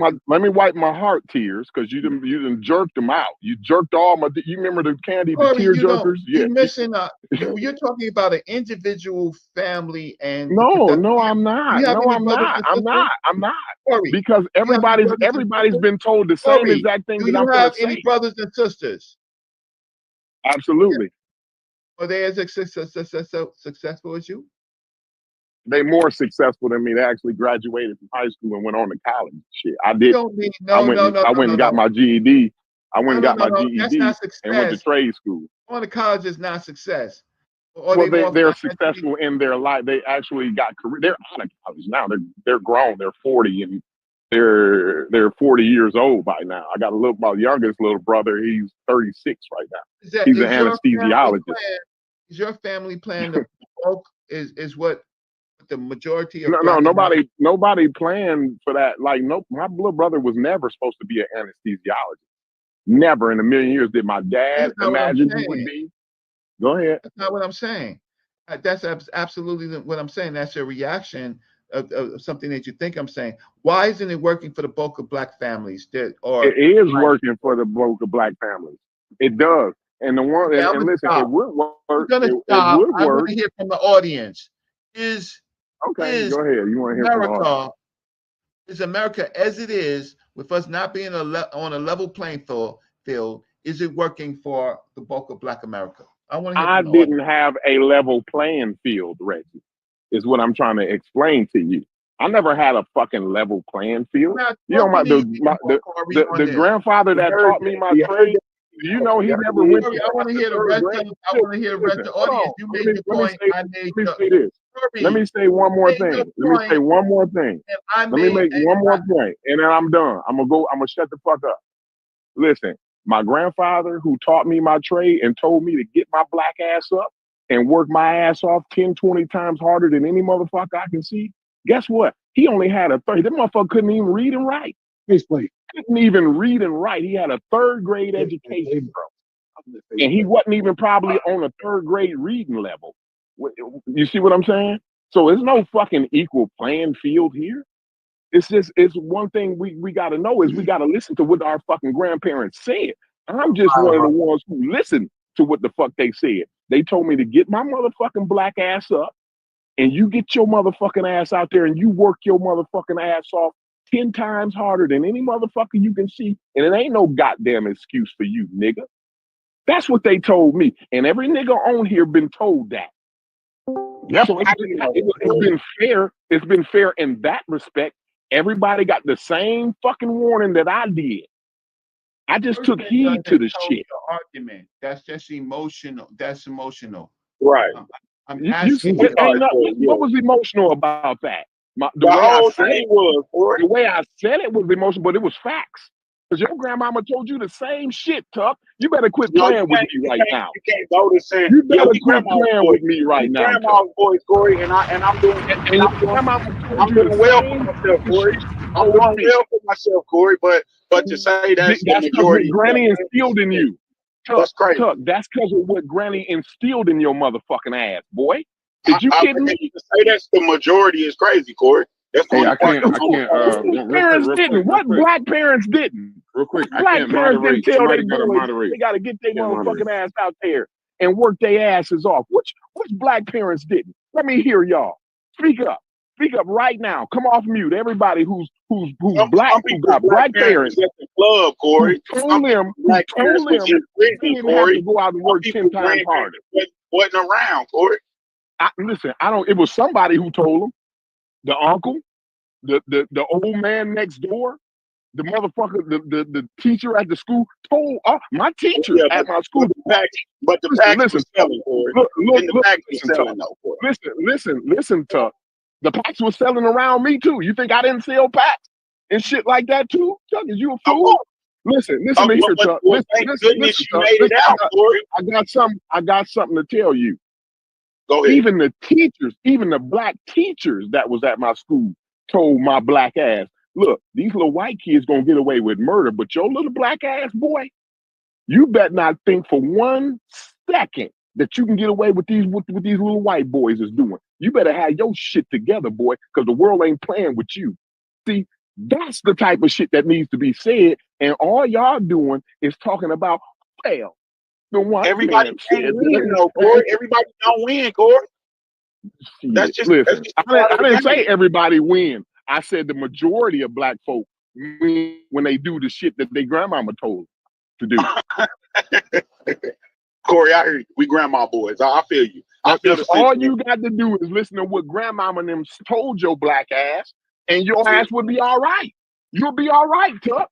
Yeah, You but gonna you ain't tell me I'm a Christian. You ain't goddamn Christian. lie? You ain't You gonna Christian tell me like that's a grandma goddamn told you. lie, Tuck? You ain't listen to everything grandma told you. You ain't Christian like grandma told Listen, you. I didn't. That's why I read concrete for it. And my little brother is an anesthesiologist. This is You see? anecdotal though, Corey. I know it's anecdotal though. That ain't the No, it's question not that anecdotal. That's all it around is. the book. It's bad. Ask Sheffrin.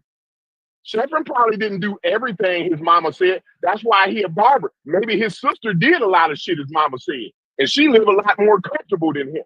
See, some of us did what grandmama Corey, said, and some of us didn't. Corey, Some of us did some of what Explain grandmama said. Rosewood. Some of us didn't do none of what grandmama said. Explain Black Wall Street. What happened in Black Wall Street, Corey? Well, we talking about today. We're not talking about Black Wall Street. And that's why, and Black Wall Street, I'm going to explain Black Wall Street to you. Black Wall Street is the reason why my grandmama told me that you got to work 10 times harder than every motherfucker that you can see. What happened? That's what Black Wall Street got me. That's what they were doing though, Corey. I'm in Tulsa right now, Corey.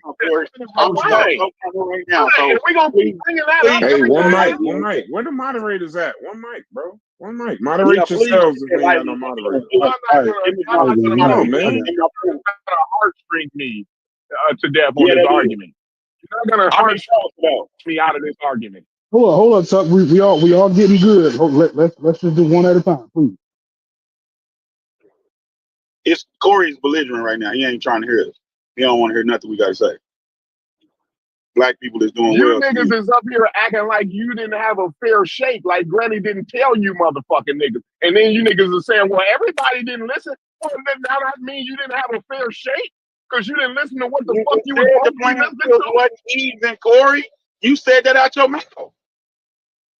What? All of the work harder shit. What? That shit is you already said the playing field wasn't even. So now we saying we ain't get a fair shake. So uneven is a fair shake to you. No, I didn't nigga either. work harder. I didn't run either. faster. Run, nigga, run. Man, nah, Corey. Absolutely. You better. You better run so faster. You up here saying, so nigga, you up here saying it ain't a fair shake too. So don't just say we. That's what we saying. It's not a fair shake. We just talking about stop. We just stop. Nobody had a goddamn fair. Ain't nobody had a fair shake. You gotta stop it. Nobody. Right. Now that's where you go off the rails. Ain't nobody had no goddamn fair shake. That fair shake go off the rails. Imaginary. Hey, let's move this back around to Reggie too. Let's let him get in. You think the white boys I work with had a fair shake? No, hold on, because we need to talk about this. You know what white boys that I'm talking about? Hold on, Tuck. Let him finish his sentence. Let him finish. Hey, Tuck, let him finish his sentence. Let him finish his sentence. No, go ahead, bro. Asking Tuck, do you think the white boys that I work with had a fucking fair shake? Is that what you think? These think white they boys fairer than you. That's what the question is. That's what Reggie asked. Better than me don't mean it was a fair shake. Fairer than you, it means it's better than yours. He was talking about black families. He was talking about black families, though, Corey. And we still talking about you. We ain't talking about you. No. We don't need to talk about me. We're talking about the black community as a whole. Every grandmama, I was raised by everybody's grandmama. I was raised by everybody's grandmama. Everybody's grandmama told them the same motherfucking shit my grandmama told me. That's not true, Corey. And you niggas gonna sit on this motherfucking panel and lie on your grandmama? No, I think no. Hey, Corey, I'm ashamed of you niggas. I'm ashamed of you niggas. Corey, hold on, Corey. You're an asshole. But listen, what I'm saying, you gotta, in order to win the argument, motherfucker gotta shame his own grandmother. So let's listen, Corey. What I'm saying is, I think that's actually Reggie and them point. That everybody, you can't take your individual, and tell me if I'm wrong, brother Reggie, you can't take your individual experience and try to make it everybody else's. To be honest, and I hate to say this about somebody's grandmother, some people grandmothers wasn't shit. That's just a fact. And I agree with you on that. Everybody's situation is the same. But go ahead, brother Reggie, is that what you trying to intimate or no? Yes. So my problem is, my issue is, So to win the argument, we throwing Come on, grandmamas. Corey. Come on, Corey. Let him We finish, throwing bro. grandmamas About the under the Come on, bus to Corey. win Corey, the let him argument. finish. Corey You know boy. what? I'm just gonna hang up and I'll be back later when y'all figure out a different conversation, bro. This is crazy, bro. Well, go ahead, brother. He talked. He talked. I mean, listen. I did talk. I'm not gonna say I did not talk, but the way I talk is I look in a systems approach, right? I look for a plan, and I look for head starts, right? So when we live in a society where all the judges, right, the majority of the police, right, the majority of the elected officials, the Congress, the Senate, right, the advisors, the lawyers, right, the people that do economics, real estate, and uh, that in this country they had a head start. They have free labor, right? And now we're listening to Corey, who kind of that stuff doesn't matter. What matters is he's doing the abo stuff, Big Mama, right? Big Mama told you, he told you to do these things, but she didn't know how to do it herself because she was in the same situation, right? Big Mama, Grandmama had aspirations. Granddaddy had aspirations, right? And that is valuable in a cultural sense, aspirations. But they didn't tell you how to do it because many of these trades that we take are not necessarily passed down from generation to generation, but sometimes people some jobs are, but then some jobs, some people could be porters, right? Things like that. And like when we had the black porters, and they could have a tradition of porters from grandfather to father, but then industries change. So now all industries that we find that our grandparents were in, a lot of those industries have changed. So then where do you have it at? So when you have a systems approach and you look for solutions, the first thing you don't do is apply yourself and how you live to every black person in the United States. You don't do that. What you do is you look at the current conditions, the current adversities, the current problems, and then you see that, okay, we need elected officials. We need black elected officials, right? We need better city administrations with people who care about our particular cities and not their personal problems, right? We need organizations of people who are successful, like Corey, right? Who have now the time in which they can put back into community and do things to strengthen our community, to volunteer, to mentor, right? To be that grandmother, right? And then we look at when we are successful, places like we talk about a lot about Black Wall Street. Overnight, 10,000 buildings that Black people lived and worked in were burned to the ground. 10,000, right? So you have generations of people who had worked hard, who listened to their mamas and their grandmamas, their big mamas, and all of that stuff. Right now, those things are not there, right? So then we have Black Wall Streets. We have many Black Wall Streets, right? We have what they call acres of diamonds. We have all of that, but things change because we have a structure who's saying, you know what, we're gonna put a highway through this community, right? This community is being a problem. We're gonna have a 20-year plan and we're gonna put a big ass highway, right?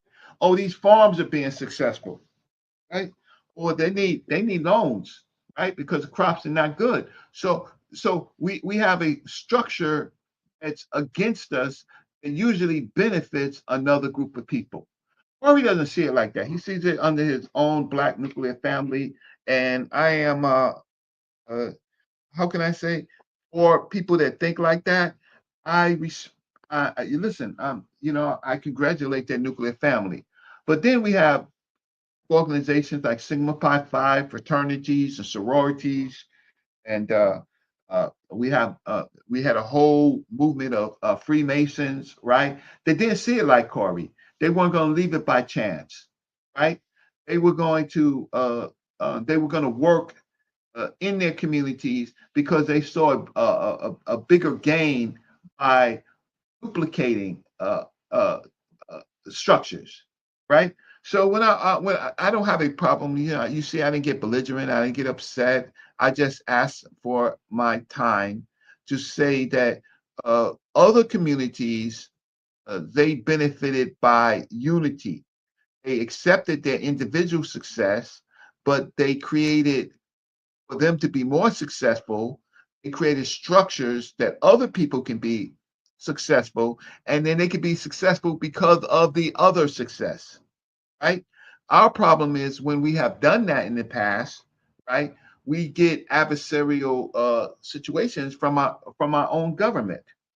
Our own government comes in and changes our voting power and our elected official power and things like that for their own political gains. So, I mean, I'm a stop and land my plane. Corey is no better than an Afrocentrist or blackologist or any of the things that he claims because he's using his personal understanding, right, to kind of like extrapolate on all of our people, right? So he's just successful. He's no different than somebody who's doing a $4,500 tour and got 100 people on the tour, right? uh, and then feeding his own family. I'm saying that's those are the things that we. And listen, Corey, my dude, I don't disagree with him on all things. I don't agree with him on all things, but I'm just trying to say is I do have a college education. I've studied these things in college, uh, I've worked my ass off in the community to show that and studied history to understand that we're lacking a plan. The grifters Many of the grifters are in our plans, their own benefits, right? And so we need to be able to analyze it. And hopefully we have this generation of young people who are the most educated of all of our generations. Hopefully we can inspire them to group together and to help solve the problem for the masses of our people because they're the best and the brightest. They're the aspirations. They did it. And they went to historical black colleges, and then they went to Stanford and Yale, and they went to Columbia and NYU, and they went to Cornell, and yet they're the bulk as individuals. They're just regular people with mediocre success. We haven't found a way to bridge that. Well, we have found a way. I mean, you do have Sigma Pi Phi, and you have these type of organizations that have systemized success. They have systemized success, but they also have felt that listen, we can only extend it to a certain group of people because of the grifters and the other, and they don't want to argue with those people. They just want to do like what Booker T. Washington did, just continue, and Du Bois, just continue on with the group of people that can survive. While our Corey just refuses to understand that our population is being devastated, right? We don't think about ourselves. We think about other people. Charlie Kirk gets assassinated. We're thinking about Charlie Kirk. We forgot about everything else, so we're driven by the news of the United States that doesn't benefit us, while other groups of people they have a plan, and so while these things happen, it doesn't affect their plans. I'll stop. Anybody else want to participate in that? Yeah. So I've been listening to y'all, and I somewhere in this it reminds me, and I feel like I'm wrong, but I want to hash it out with you so I can figure it out.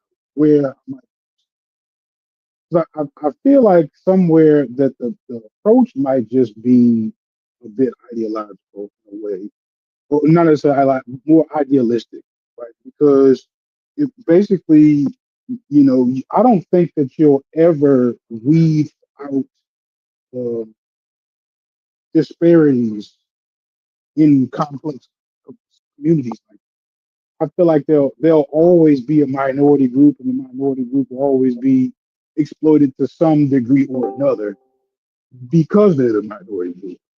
Right. So, and of course, I understand how problematic that is for the minority group to have escalation, but to some degree, like just by the nature of our relationship, I think that that'll kind of always be in there.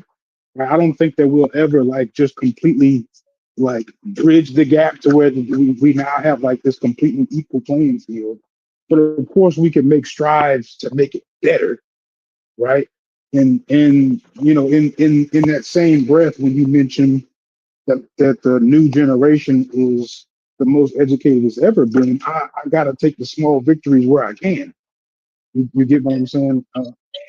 Like I would have to view that as some sort of a progress, right? Or how do you kind of view that? Because you're basically saying there is no progress to some. I'm gonna say that's what you're saying, but it could be interpreted that way. I'm appalled by what Reggie said too. Like as if I don't. I'm thinking about myself. Like as if I don't advocate uh, for better conditions for Black people every day, every single day. What I'm saying is Africa ain't gonna do it for us, right? Here, what you said, Reggie. Yeah, I thought Every you left. day, the You unemployment broke up, rate, Corey. Hey, Corey, you broke up. We wage didn't hear what you theft. said. We didn't Corey, hear I what you thought you said. left. You broke up, Corey. You broke up. Yeah, I thought you left, I'm Corey. broke up. Can you hear me Yeah, you now? broke up. Yeah, I can hear you now. I'm back now. I'm Oh, back. come back in. There you What I said was I'm appalled at the shit you talked about. Like I only care about myself. Every day, ask Brass, ask Logic. Every Yeah, fucking day, I goes talk Every over day. there. about wage theft, Yeah, health care, right? these The are facts. unemployment rate, organizing in the workplace, which would all help Black folk, which would all overwhelmingly help Black folk out. You see what I'm saying? Africa, what I'm saying to you, Reggie, and all the rest of these motherfuckers who in a romantic relationship with Africa, I'm telling you niggas, Africa ain't gonna do it for you. Africa ain't gonna get you no health care in America. Africa ain't gonna keep Black women from suffering the mortality rate that they do in America, right? Africa ain't gonna keep you from being unemployed here in America. Africa ain't gonna organize your goddamn workplace like I talked to you niggas about. Amen. Now being nobody's talking about being selfish here. What I'm talking about is being concerned with those problems. Fuck Africa's problems. I'm talking about being concerned with those things. How Black women go into the hospital and don't get the same kind of care as their white cohorts, right? How Black men is being killed by people outside of their community. Everybody else get killed by somebody in their community. And Black folk is getting killed by people outside of their community.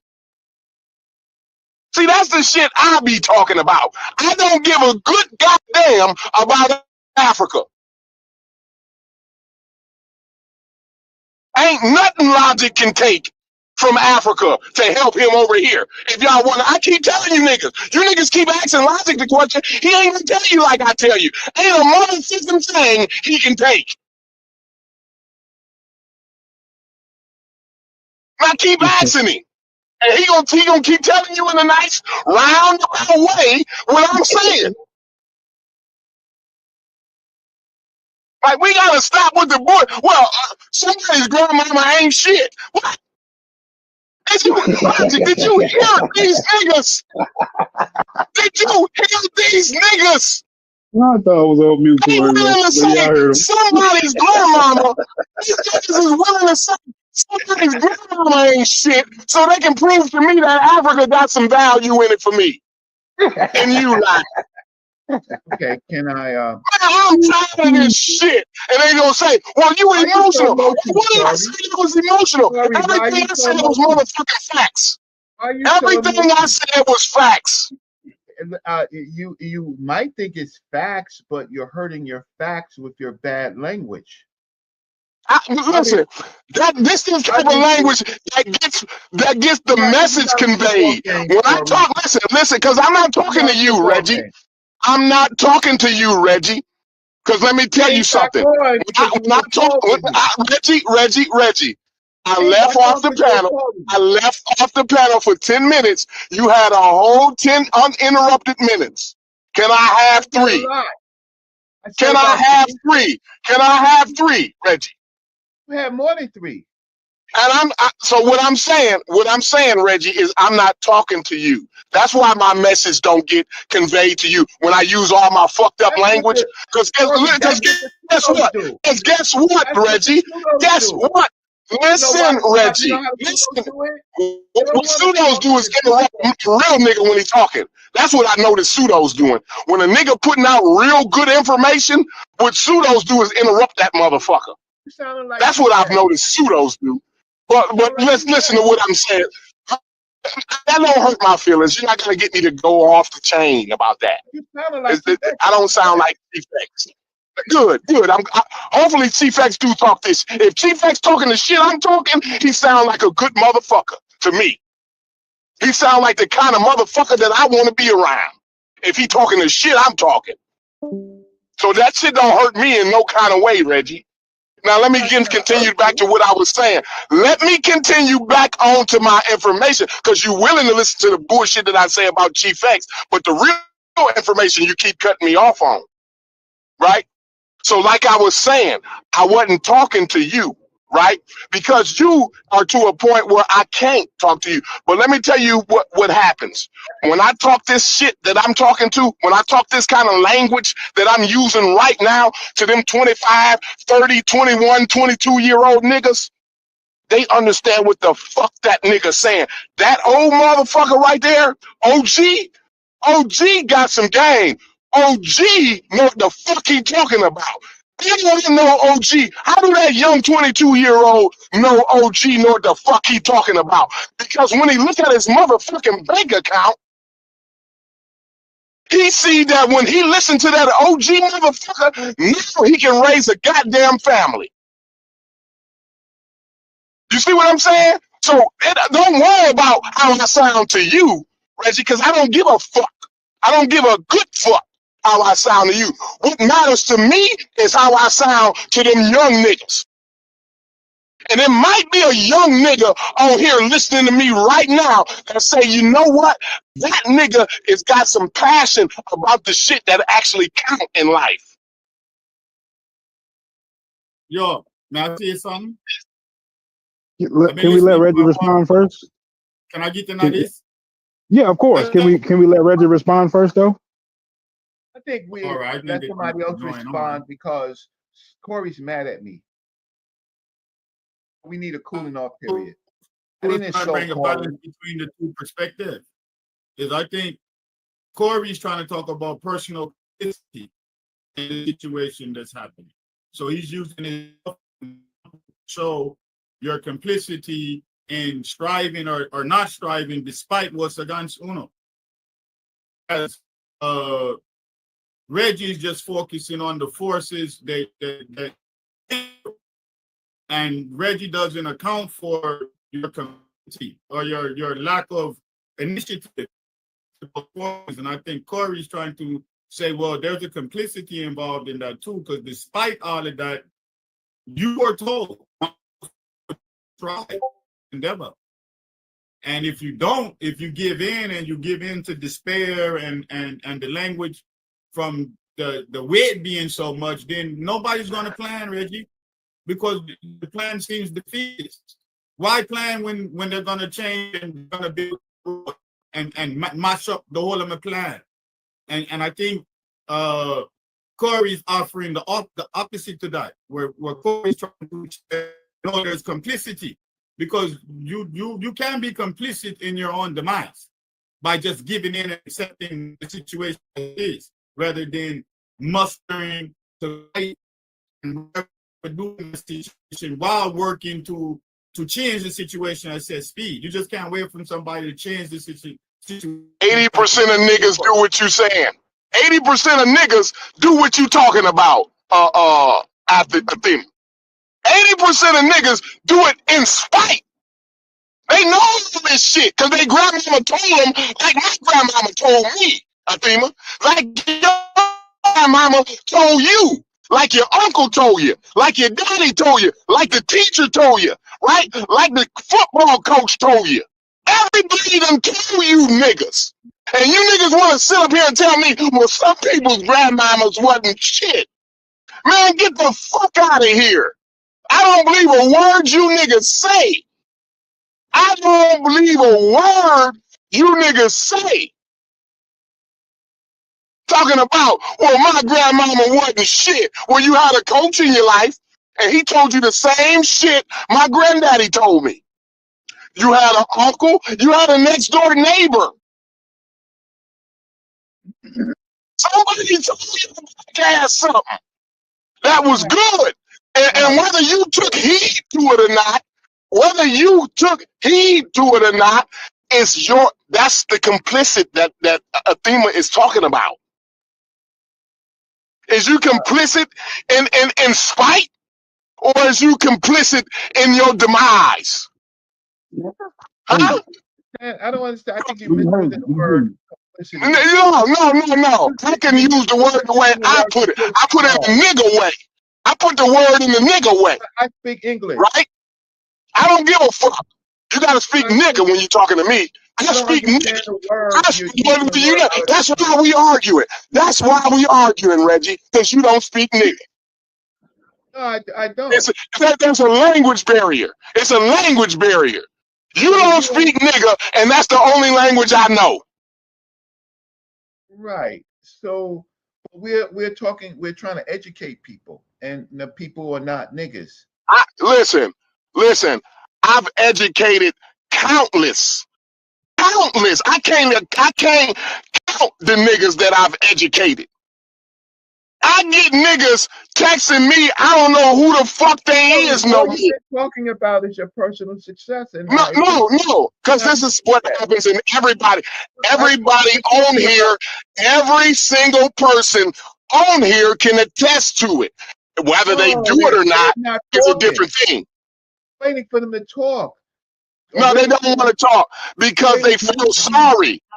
They feel sorry every time. This is what happens. This is what happens when the real nigga is talking to some flim flam bim bam niggas, right? Yeah, honestly, Reggie, the reason why I'm not talking, the reason why I'm not talking is because once I take all the clothes off for everything else that you're saying, I still have to do something, right? Like I can't just sit back and let shit happen. So like the something that I would have to be doing would have to be just working my ass off. Can I add to the conversation? Just working your ass off though, Logic. You got to work your motherfucking ass off 10 times harder. You better always put that in there. You gotta put that in there for the rest of your life. Yeah, once you start taking all the window dressing off of it, that's gotta be a part of it. Yeah. Logic, let me say something. I agree wholehearted with Corey. Because I've always said, in spite of, we are aware of the hazards that we face in our environment. But I will make excuse for those persons who live out in the boondock, who don't have access to. But the majority of black people live in cities. And they have access to all different kind of things. It might not be comparable to the white person who daddy drive them to work. But we know that going in. We know all the obstacles going in. We know all the obstacles. And we see other people pass them and the routes them take. So if you want to have 100 Jordans and still complaining about school book, that's on you. I understand what Corey is saying. And Sheffrin made this point a lot of time too. That's why I always talk about in spite of. Because Sheffrin don't give anybody any excuse either. Right? So we need to come off of that excuse thing that we run with continuously. What excuse? Wait, 2 P's. What excuse did I get? You The same said white that man. some got people's more grandmamas education than wasn't shit. most people. That was What the excuse. excuse did I get? Some people's The grandmamas whole wasn't family shit. That got was more the excuse. education than most people, right? So what excuse did I get? I ain't give no I just excuses. told you, Reggie. I just told you. You told me some people's grandmamas wasn't shit. That was I the didn't say excuse that. you gave me. I didn't say that. What? Who said that? Somebody said it, but you co-signed it. Maybe you Raz said didn't that. say it. You Raz said co-signed it that though. You ain't gonna because you never was get me to say you didn't overgeneralizing. co-sign it. Because you was overgeneralizing, and I just said those are aspirations. What your Yeah, grandmother yeah. gave you is I aspirations. use That's not a grandmama plan. as one example, but there's many other examples. Like I said, the football coach, your uncle, your aunt, Stoopies. You didn't even grow up in the same country as I did. Did your grandmama or uncle or aunt Everybody, or Grandma, every black person I around want the to know world, which one of them every hey, black things person my around the grandma world told get me. the same talk. Mike, Every black person around the world, every black person in the Caribbean get that talk. You have to work harder than the Chinaman who have the So shop we're down the the road. only You have group to work of harder than the we're the Syrian. only group You have of to work harder people. than the white man. Every black man in the Caribbean get that talk. That talk is not unique to the Americans. You're relegating this to grandma. in the mountain. You're relegating this to grandma, and I'm talking about a systems approach. I'm talking about how other groups of people have been Fuck other groups of people. That's how Fuck they other do it. groups of They people. learn So it what do from you their keep talking about grandmama. other groups of people, man? One mic, one Them mic, Chinese one people mic. you're talking about, them Indian, them people that bring over poor people and exploit. I don't understand what you said. Say that again. Say that again. I'm listening. I said, why you always talking about the poor people that they bring over here in them cultures and they not stop for working? We don't have them type of people. Why you act like it's some type of benign system and plan they got going on? Them Hold on. Chinese people exploit the fuck out of their own people, and so do them Indian people. All right, we get For it. the But head, let him for finish the his point. Oh, Finish your point. Bro, sometimes you just gonna have to mute people when they just y'all can't just yell out and scream, bro. One mic. Go ahead, Reggie. Finish your point. Oh, okay. So I take a systems approach. I had asked Corey, those hardworking people with aspirations, with their grandmothers and their great grandmothers, and coming out of Jim Crow South, they built up Black Wall Street. They had all the ingredients. They were successful, but something happened. There were forces, external forces. So what? So aspirations and sometimes even mentorships uh, don't save us without a plan and without unity. Individual nuclear family, that's not really how America works. America is run by rich families and corporations who who hire the best people to measure how they're going to remain in control and profitable, even if it is your demise. Even if you build a great company, they find a way to sue you, right? Those are adversities. Those adversities are not just to Black people, but the problem is that we haven't understood the value of unity, right? We haven't understood Black those. people in America? Like, listen, sometimes you gotta No, interrupt shit. You talking about black people in America don't understand unity. no, And you gonna look at our history and tell us that? Man, stop no, this bullshit. I don't know no. what goes on the internet today. I don't know what goes on in New I'm York. not I from the don't know what internet. goes on in New York. Hey, But I know as far listen, as I American am being history, very polite as with you. far as Come on, American one mic. Very One mic. polite. One mic. I One am mic. being as very far polite. as You cut me American off. history You are goes, cutting that's me a off goddamn lie. every time Okay, that I okay, we say heard you. Hey, Corey, first word. we heard you. Reggie, finish. We heard you, Corey. Right? We got your point. Finish, Corey. Finish, brother Reggie, and let the other people I have asked for get the other involved. people to come in, but Corey comes in and for some reason he's really triggered and upset with me.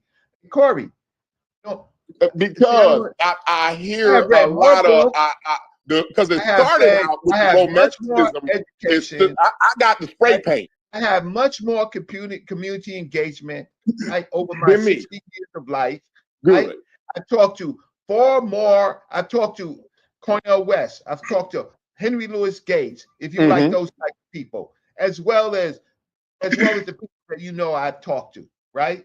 Those people, Absolutely. right? I talk to Egyptologists, I talk to intellectuals, I talk to and I talk to elected officials. I talk to Mhm. all groups of people. Corey, I do understand some aspects of what you're saying, but in this country that we live in, there is a design of hierarchy. And I asked you to explain what happened to Black Wall Street because they did everything that you said. And what Okay. happened? And it was a tragedy. A tragedy happened. But the thing is, you get your ass up off the ground and you get back up on that motherfucking horse and you ride that bitch harder than you ever rode that motherfucker before. Because now you got catching up to do. Well, Corey, all right. I don't think that the people from Rosewood and Black Wall Street and all the other groups of people, I think that that's in fact what we did because we survived. We fought in Okay. wars. That's what We I'm fought talking in about, that wars that 80% weren't. of black We folk. fought in our wars. We do what we have to do. That's But why I'm talking about that's not 80% of black folk do it in spite of all that bullshit you talking about. why We I'm get not. our asses up. Listen, I just let you I tell am me the not sob talking story. bullshit, Corey. I just I let don't you tell me the understand it. I sob don't want to story. insult I you. just heard the sob story. Let me tell you I the real don't story. want to insult you, sir. Don't But then. I am not Don't. talking Then bullshit. don't. So don't listen. I have not said in this whole show, even Leave though your feelings in the glove box, like I tell my apprentice. So Damn. don't. If you don't be offended, you won't feel offended. Hey, Right? no, I'm not everybody, talking about let's the figure out a language way. because Let's figure out a way for the one language mic. is not conducive to a conversation with me. You're cutting me off. You're trying to trigger me and call me names. I never just called you asked any names. I I say never about called you Black any Wall names. Street, and you say you call me you call me through and everybody else a nigga about 1,000 times on I this never show. called you a nigga. I never called you a nigga. I said I speak nigga. I said You I never said speak you nigga, nigga? and you Wait, don't. niggas a That's why language? we having a. That's why we having a it's a language barrier because I speak nigga and you don't speak nigga. I don't know what that means.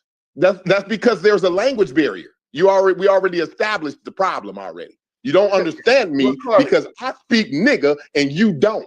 That's That what might we've be that established might the be one problem. of the craziest things I've ever heard on any of these shows. That the nigga is a language. I know exactly what you mean. No, listen to me, Corey. I know exactly what you mean and what you're trying to say. It's just how you put it. I've never heard it put in the way of I speak nigga. But go Corey, ahead, yo, bro. Right. I yo, want to Corey is you not will participate a in this, never but get a my Corey is not a 25-year-old nigga. to say he Corey's don't not understand what the fuck ignorant. I'm saying. Corey's not ignorant. 25-year-olds don't He's in stand a there and look different at me class of like, people, well, I'm right? offended by what you saying, Corey. He's in a 25-year-olds upper middle they class of motherfucking black ears up folks. when I'm talking. He You hear got me, some Brad? nerve to be calling himself he speaks nigga because he's in Yeah. the upper middle class of black folks. Right? I don't listen. I don't know where I'm at. I know I'm a hard-working nigga because my grandmama told me I had to be. Well, Corey, I'm talking about not individuals. I'm talking about a group. There's no sob story. Reggie, hold on, Reggie, because I just muted Corey for half a second. Give me a second, Corey. Y'all having a good conversation, but it's incoherent because I can't hear Reggie's point over Corey, and I can't hear Corey's point over Reggie.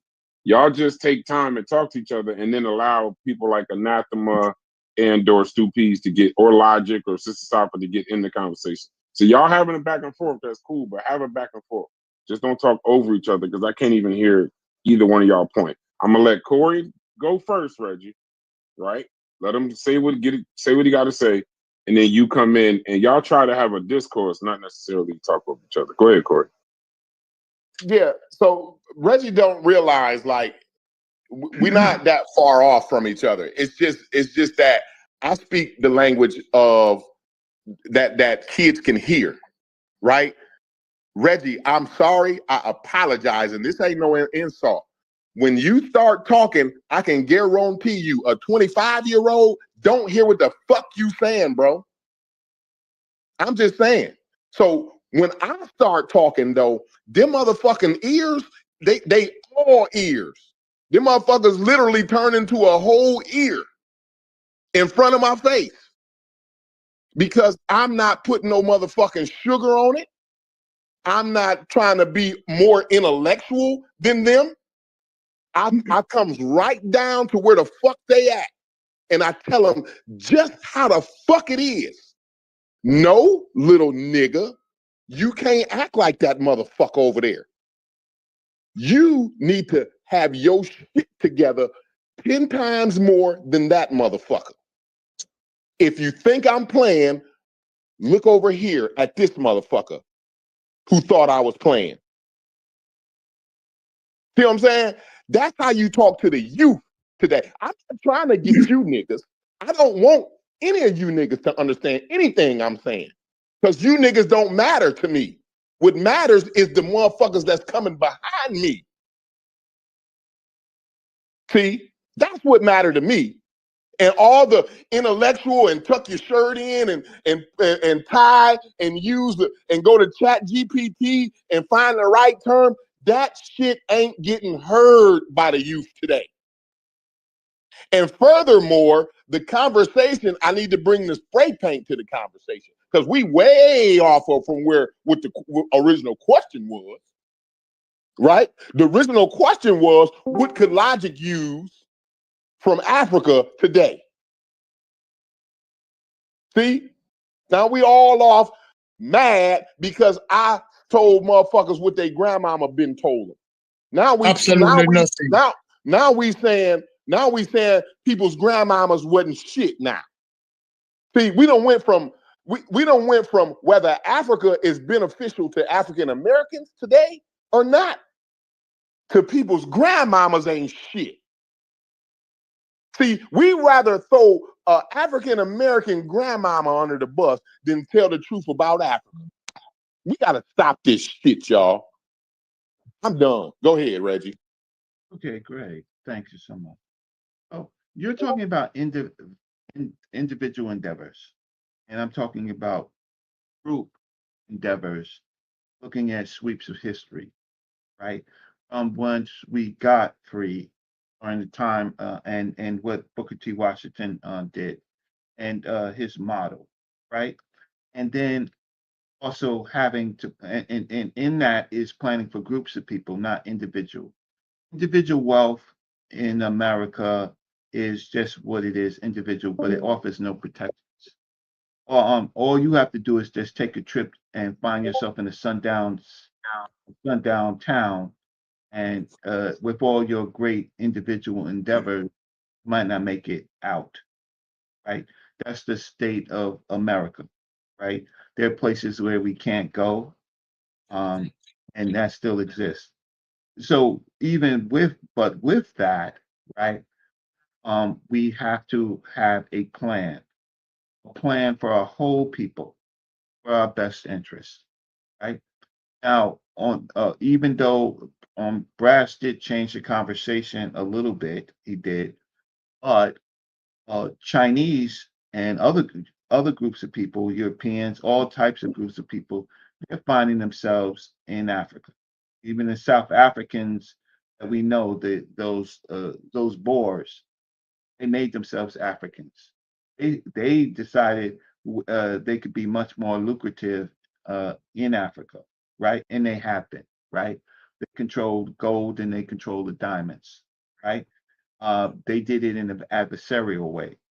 Uh, the resources in Africa are enormous, uh, and uh, and we in America we get whatever we get remanufactured at a higher price, right?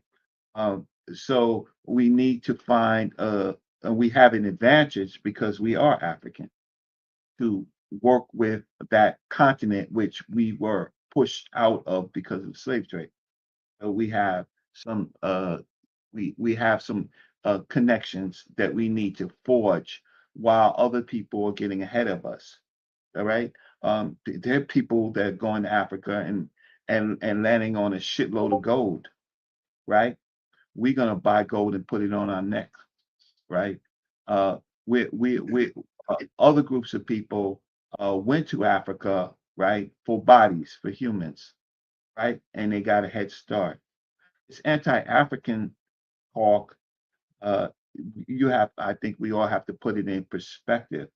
If you think that America's an import country, not an export country. The only thing it does export is warfare, it's technology, military stuff, right? But for the most part, it's an import country. It relies on the super exploitation of people around the world. It does. Um, but we do have a advantage of reconnecting to Africa. We do. We should always think about using it so it's not so adversarial when we decide that we need those resources. But looking at Black America at large, uh, we have a shrinking population, and we have an external population that in 20 years will outnumber us in threefold, and there are already 65 million Latino groups of people, and they work uh, in unity. They hire their own for the most part, and they're entrepreneurs. Um, we in this society, we are not needed anymore in this society for the most part. That's a fact. So, well, if you're looking at your own personal life, that's fine.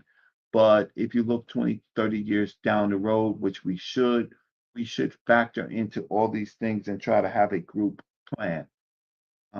We should.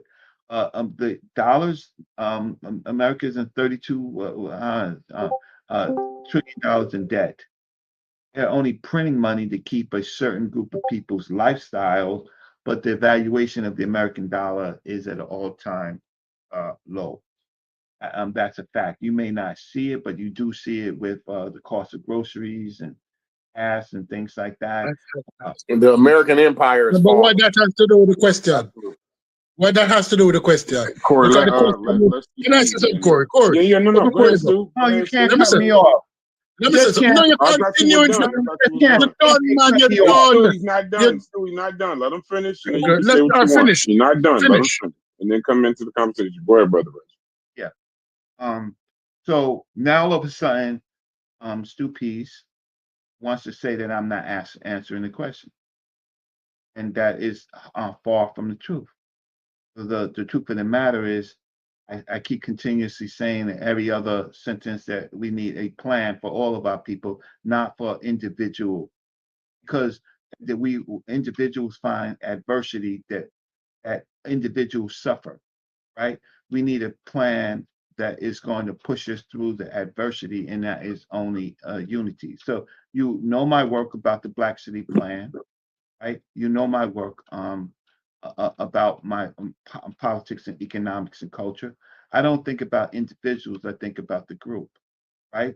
And I plan accordingly. Our connection to my connection to Africa is a connection of seeing the continent as a resource for our people that uh, that that that we should take advantage of. But to be so anti-African, uh, anti-African is really a nothing burger. People sound like FBAs, right? You're looking to as a victim or to push people out instead of trying to make it work for you and solve some of the problems. And I just think that what we're doing is we're short-sighted because we're in survival mode, right? We're not in production mode, right? And so to be production mode is when you do things like build connected businesses, global businesses, right? It could benefit. We have to be honest. I mean, listen, not everybody is going to be successful in construction like Corey, right? So we have to. So my whole concept is to work toward solutions and a plan. It's going to benefit all of our people. Aspirations, it's just what it is. You're inspired. You're inspired. Inspiration doesn't always cut it. There are lots of groups of people who want to do things, but they can't get loans, they can't get jobs, they can't feed their families, their cars being repossessed. They have all these. We need and so what we can do is study other groups of people who made a way and been successful and use those practical things. And it's just not about individual, how can I say, it's not about the individual, it's about a group plan. We need to understand politics. We need to understand the power of our elected officials and what they can do for our group of people. And we need to work toward more power. So I'm not. All right, you can done now. You're Repeating the same thing. Hold on, Stu. Land your plane so I can get Stu in there. Land your plane. Because y'all know you're itching to go. Just land your plane so we can move. Yeah, but I don't, come on. I mean, come on. Hey, Brass, am I triggered? No, I mean, but you can't. But I've learned. No, I know, but I've learned we can't control other people's trigger. Just be you, be calm, and just try to hear the words in the middle of the volume. That's all I do. I've learned the same thing, bro. Just if you upset some, I can't control what upsets another person. So I just got to pick the words out of the volume. I think you moderated it because otherwise he's going to cut in. So look. 2 seconds, stupid. Let him finish. Yeah. Go ahead, brother. So what shows like this do is to try to eke out solutions. It's going to benefit the majority of our people and use models that we have in history to show that things work, and that's what we should be directed into. So I'm not here to argue. I've given up as much time as anybody else, but I do have other things to do. So I'm going to listen for a while. But if these people don't come on with plans for our people, they scamming and wasting your goddamn time. Right? Okay. All right. Let me answer the question now. The original question is what Africa has to offer the Americans. And the answer is absolutely nothing. If we look at every country in Africa, coming down from sub-Sahara or going up from sub-Sahara. The ones above the sub-Saharan have been Arabized for thousands of years, and the ones that come down has been colonialized for 500 years. There's no African country in Africa. The African countries are European countries now. Over 20 generations, 500 years, 5 generations per 100 years, 5, 4, 20, or 25, between 20 and 25 generations. The African nation has been colonized and indoctrinated by Western powers. The political system, the government, all of that is westernized. Most Africans don't even know what them is.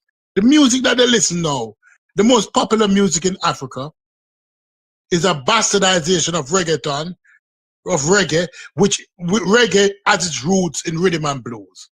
So even the music that they're listening to now and sending out worldwide has its roots in American rhythm and blues, because reggae has its roots in American rhythm and blues.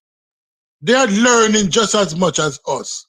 As a matter of fact, they're not good at it, because most of them just started getting off in the last 20 years, when most of the civil war stopped. So what we're learning from them? Certain little cultural thing in medicine. When people talk about African medicine, they don't even research what was the life expectancy of the average Africans before the introduction of antibiotics. It was about 55 years. Go back and check it out. They weren't living any longer than people in the West, because most of the tribal medicine is garbage. Right? They didn't know about HACCP, hazard analysis, critical control part for food safety. What is food safety like? What is food safety like in the average market in Africa? 90%, most of us in this room, not going to buy from a street seller in Africa.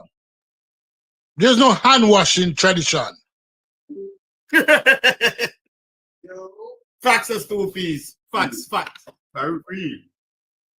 Right. So when somebody come up here with this romanticized belief, Africa, most countries in Africa, we can call them Afro-European countries, because they've been colonized so long that most of the leading classes in those countries think like the Europeans. They wear the European wigs in court. The parliament is tradition of the European parliament. So I'm not romanticizing them.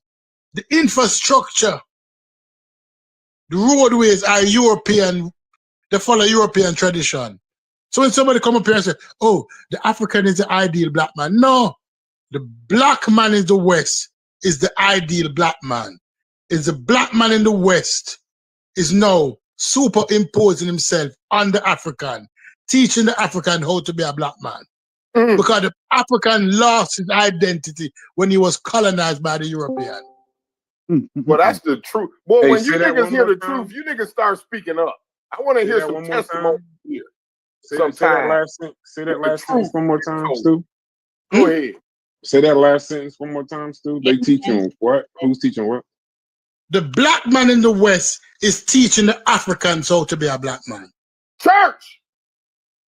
Africans in the West are teaching. If you go on YouTube now and type in "is Jamaica in Africa?" because they love Jamaicans. Most Africans didn't know that Jamaica is not in Africa because the impact we had on the music. A lot of Africans didn't know it, and even when they know it, they don't reconcile with it because it's the black man in the West is teaching the Africans how to be a black man. Boy, you niggas, boy, I swear Hey, to God. give me one second, bro. Give me one they second. uncomfortable. See, what I've learned, what I've learned in this community is niggas get uncomfortable when they hear shit like that. They get uncomfortable.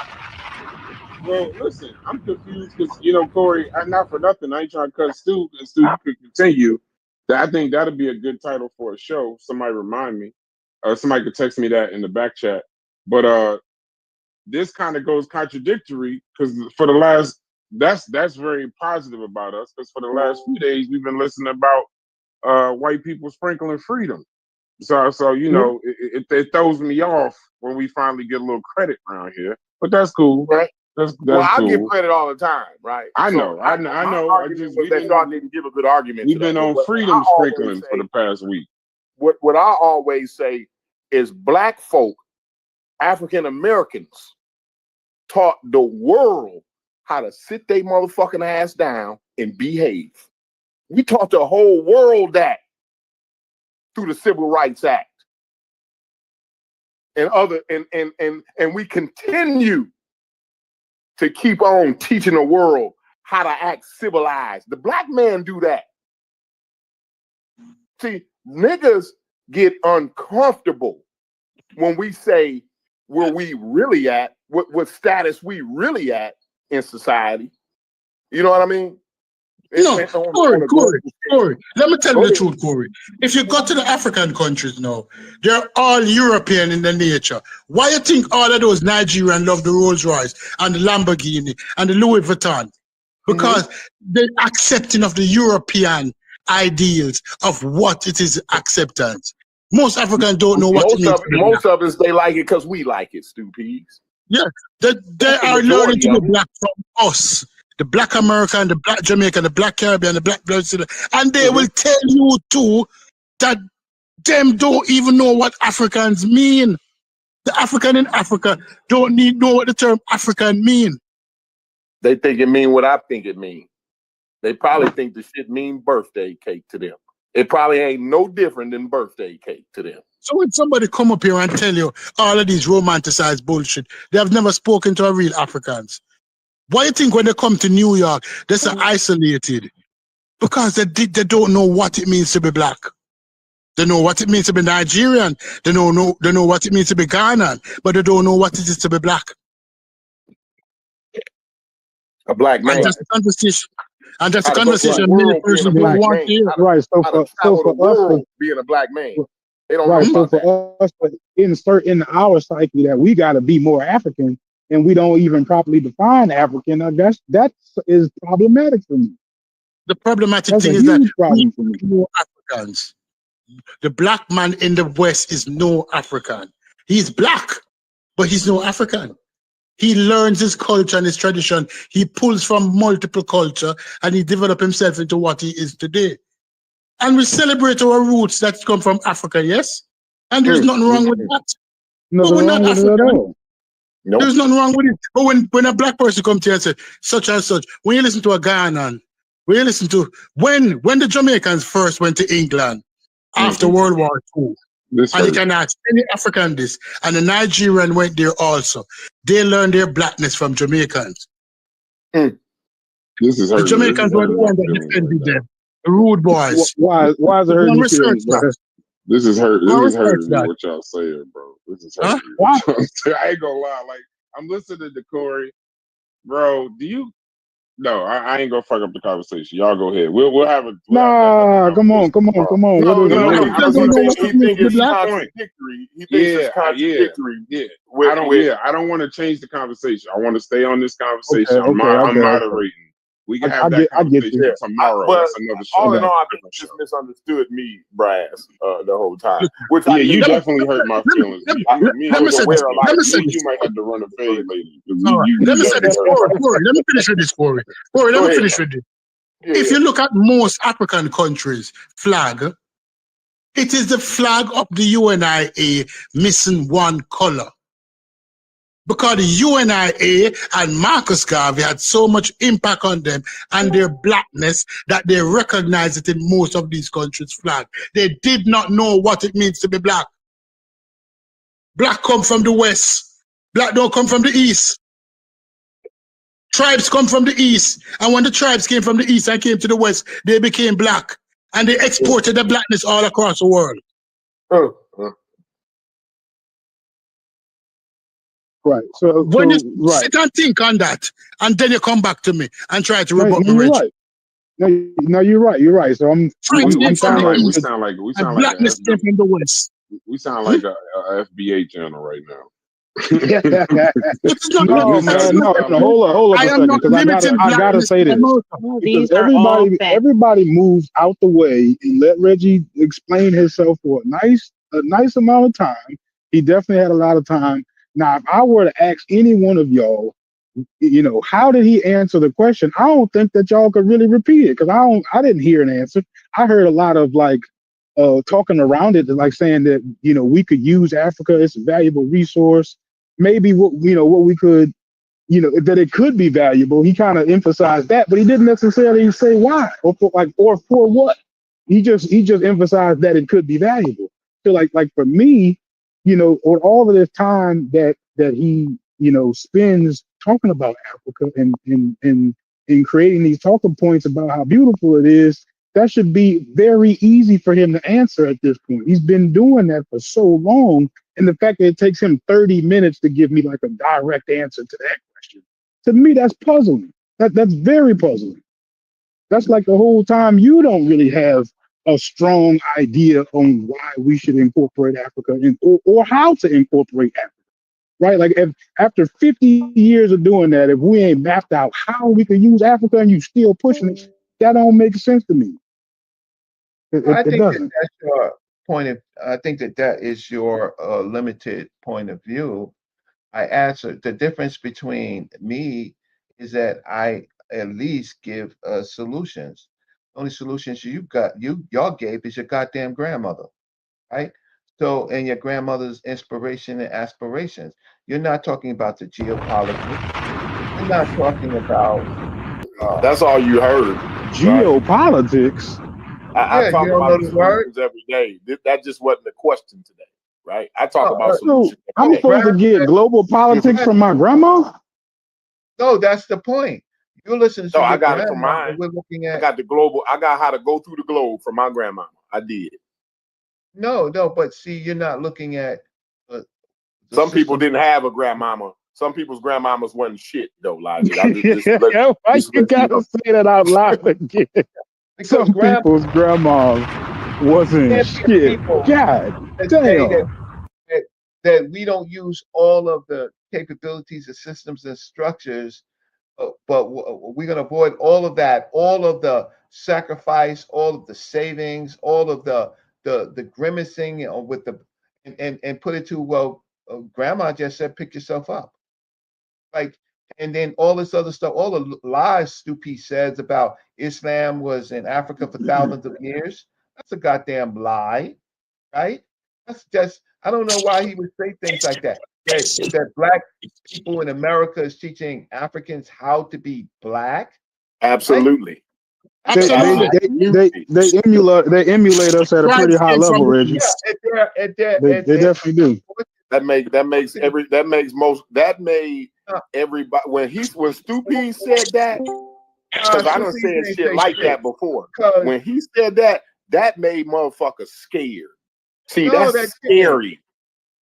No, that you're not talking about. You're not talking about if what black folks did is to help give black folks in America and give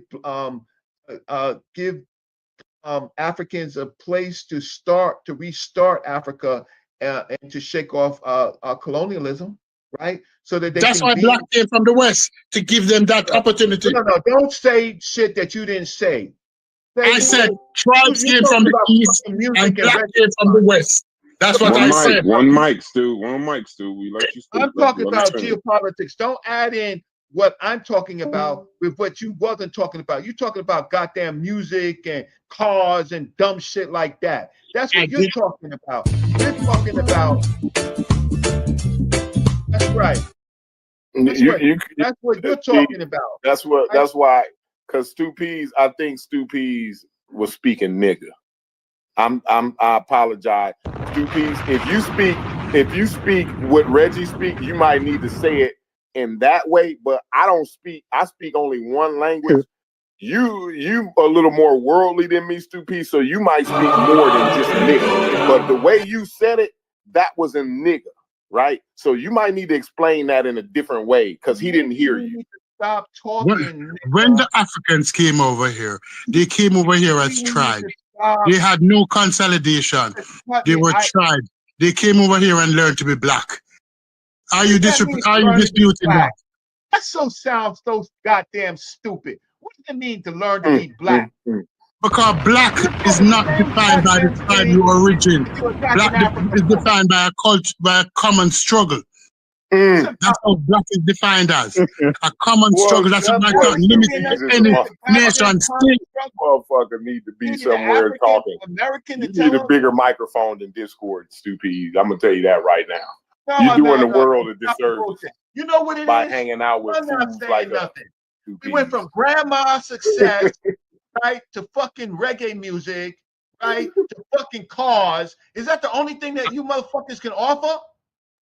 Stupid, you're doing the world a disservice by hanging around with niggas like me on the Discord.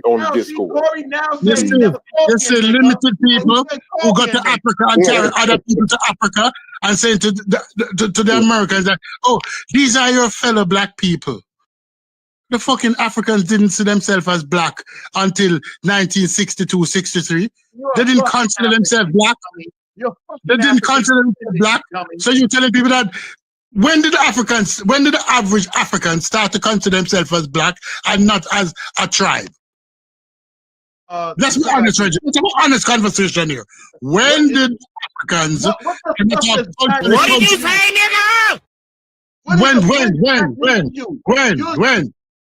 What does black mean to you? What it means to you? What it means to you? He already said what it means to you. What it means to you? What it means to you? Hey, I yellow people don't understand what it means to be black. You know. I don't consider you black, Reggie. One mic, Stu. Let me question your blackness now, Reggie. You Egyptian black man. Come Egyptian. Come Egyptian. Because you're everything before you say you're black. You're Egyptian, right? Come now. Question your blackness. You don't understand what it is. You don't understand what it is to be black.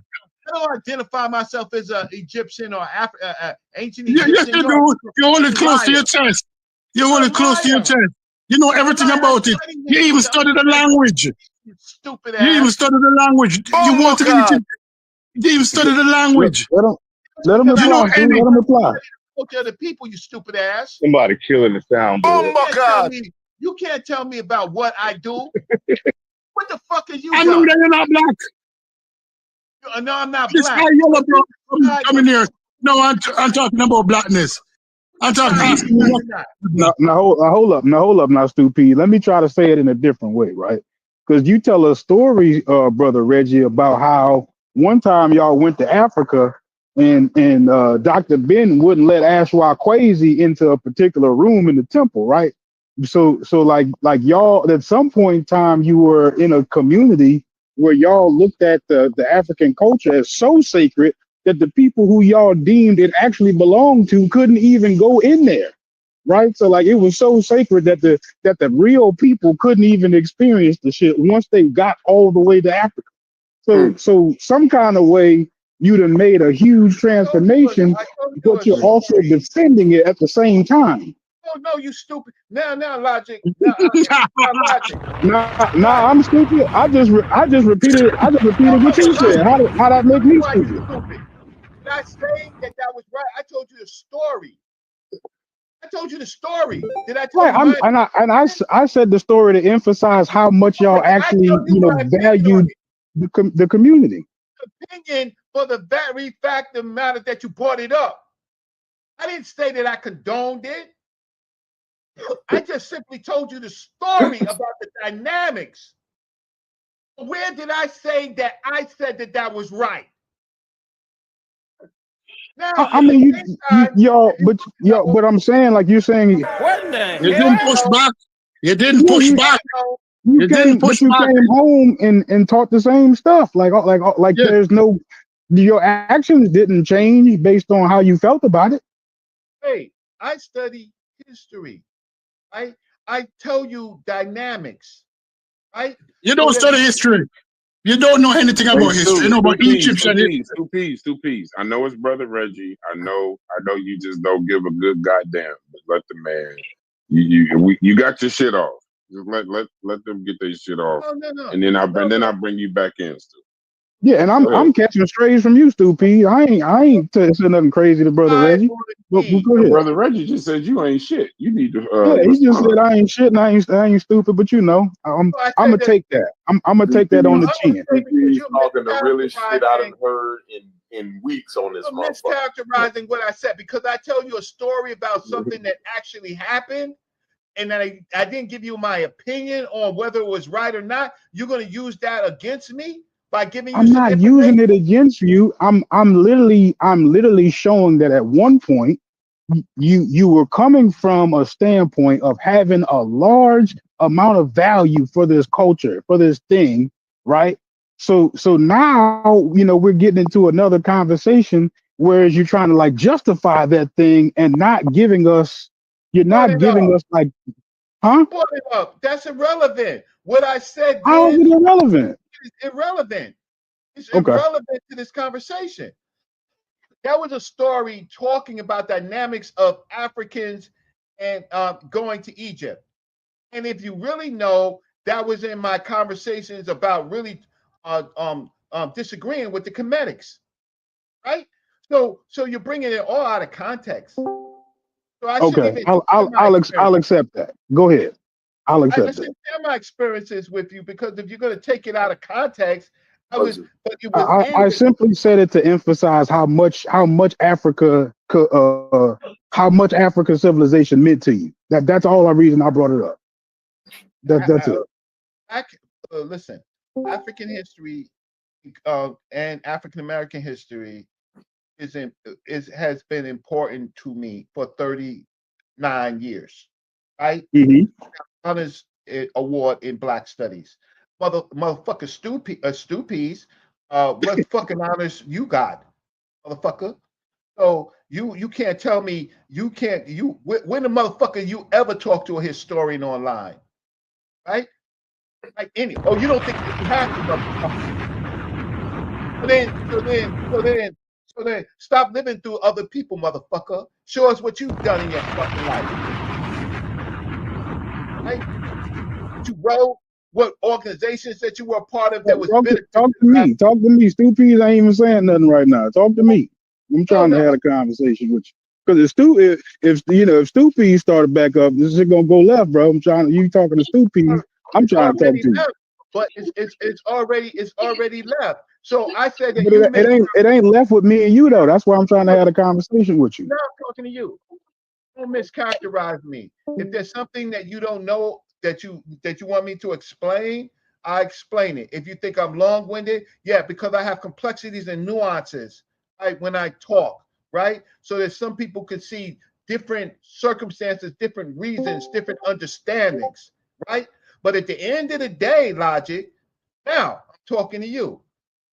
What have you written? What organizations you in, Logic? I ain't in none, Reggie. Okay, then shut the fuck up. Ooh, shut the fuck up. Yeah. Man, you getting beside yourself, most. Wait a You getting minute. beside yourself, Boy, goddamn. y'all done got Reggie on You one this getting morning, beside your goddamn. goddamn self, man.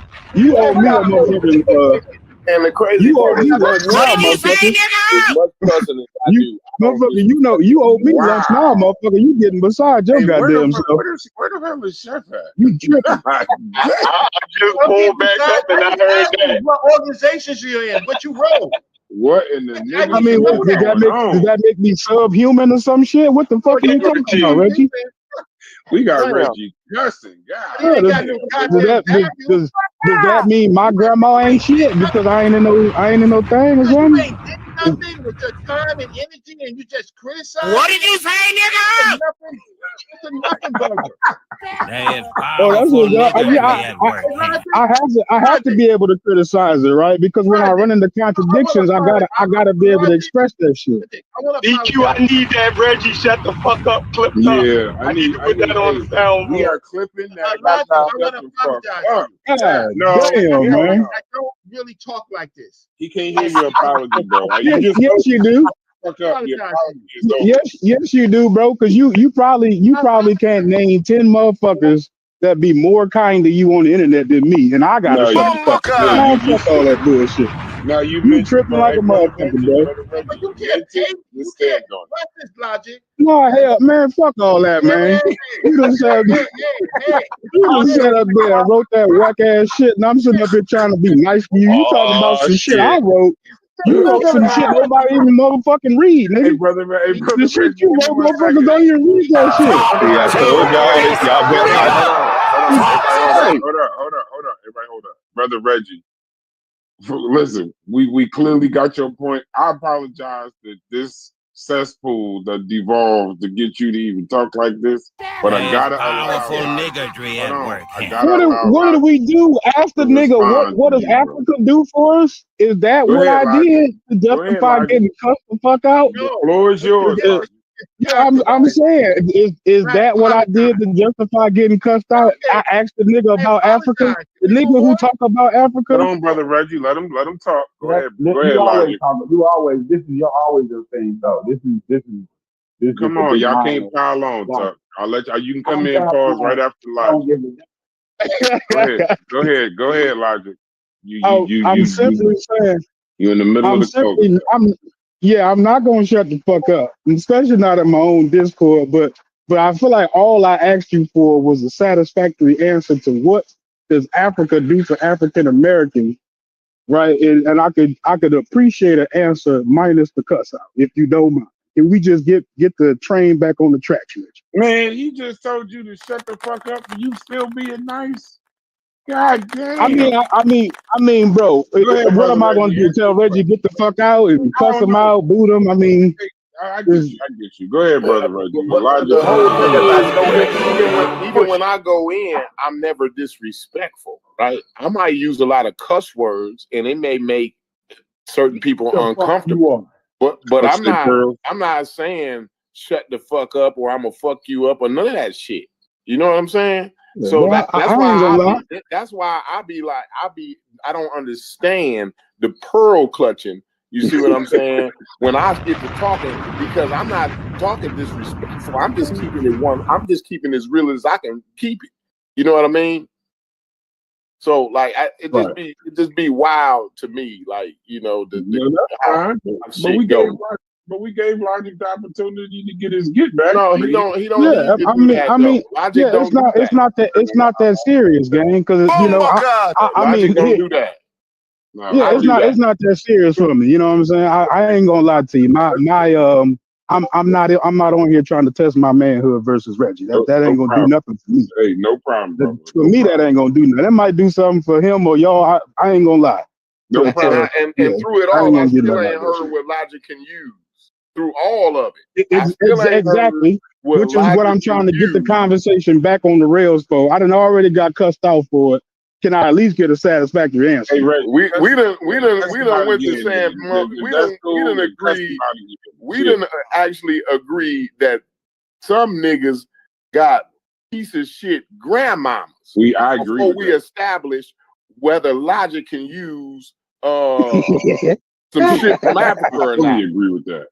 I See, know that's some niggas, wild to me. I That's know some wild to me. niggas' grandmothers and their grandmother ain't shit. We Now, willing y'all, to say it that's though. wild to you. We willing to say No, that I am before we willing to say, say that. before we willing to say we can't use a motherfucking thing from Africa. Y'all said that That's too. where the Overton Yeah, window y'all is said at. that shit too. I didn't tell you was wrong. I'm just telling you. I know some niggas' grandmothers. I'm gonna say it. Let me just get I'm saying, right. but you was No, willing hold to on, say Corey. this Hold on, Corey. first, though. Hold Go on, ahead, Corey. though. Go ahead. Because I don't. I'm not gonna talk about shit I don't know. When we had the conversation earlier, y'all asked a question. Y'all said, "What is it that we can use?" I said, "I am not well versed enough in the conversation to form an argument." I even said, "Then could Reggie come? Maybe Reggie could come here and explain some correlations or whatever." I even went and looked up some, but some things ChatGPT can't answer. But on what I do know, hold on. But what I do know, no, listen. What I do know though. And y'all can sit up in this motherfucking cap all you want. I know some niggas grandmothers that had them motherfuckers out there selling drugs. I know some, bro. I know some. Absolutely. I know some. So you might not know some, but I do. So when we sit, I'm not gonna sit up here and act like everybody grandmother, they meemaw was like yo meemaw and my meemaw that had us on the right path. Some of them motherfuckers were saying, go get me a lottery ticket and a goddamn old English and get your black ass back in that room when you're done. That was the extent of Or they was 33 in the club. What the fuck? So let's not, I'm not you. I just don't do the all. I have one, but I know other people's didn't. The crack era was a motherfucker. Some of these niggas' grandmothers is 17. Yeah, but I'm talking to 50. I'm talking to 50 and 40-year-old niggas though. Yeah, 50 and 40 I ain't year old. talking. I talk to the kids different. I told y'all but they how I don't. talk to the kids. But the adults don't. I'm with Sister Safa on that. Hold on, listen. I'm with Sister Safa on that piece of the conversation. Once your frontal lobe is fully developed, I ain't really into trying to change your black ass. I'm talking about the kids and the ones that can pay attention. Some of these kids, their grandmothers. She said once that kid is already Hey, chef. Some of these niggas' fates is sealed. It ain't a goddamn thing. Dr. Doom would have to come back to solve. Thanos would have to snap his finger to get some of these life in order. Ain't shit I could do. Hey, but Chef, listen. You got to hear what I'm saying, Chef, because I don't think you was here. I don't know if you was here for the whole thing. Oh man, you can do this again.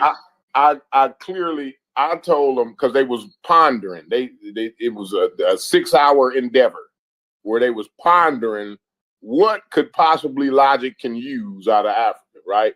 So I comes on 6 hours later and say, well, ain't a motherfucking thing he can use, right? I says that clear, quick, right? But they hemming and hawing, right? But then somebody says, well, some people, grandmama ain't shit. Everybody on the panel said, yeah, well, it is some niggas who, so y'all willing to say folks' grandmamas ain't shit first before you niggas ain't willing to say whether logic can use nothing or shit out of Africa or not. This shit is wild to me, Sheffrey. I don't know. I don't understand it. To me, and I'm still saying, what y'all don't understand. Listen, this is what you don't understand, Corey. I don't know what they can use out of Africa is logic. Logic is the shit they took out of Africa that we using. You are Corey. What about that part of it? You the shit out of Africa. Can he use? You saying what can logic you mother. Now we talking to the 25-year-olds again. You nigga. They took you out of Africa. That's the shit we can use. Your grandmama. You talking about your grandmama? That's where she from too. I'm saying what can they That's use though?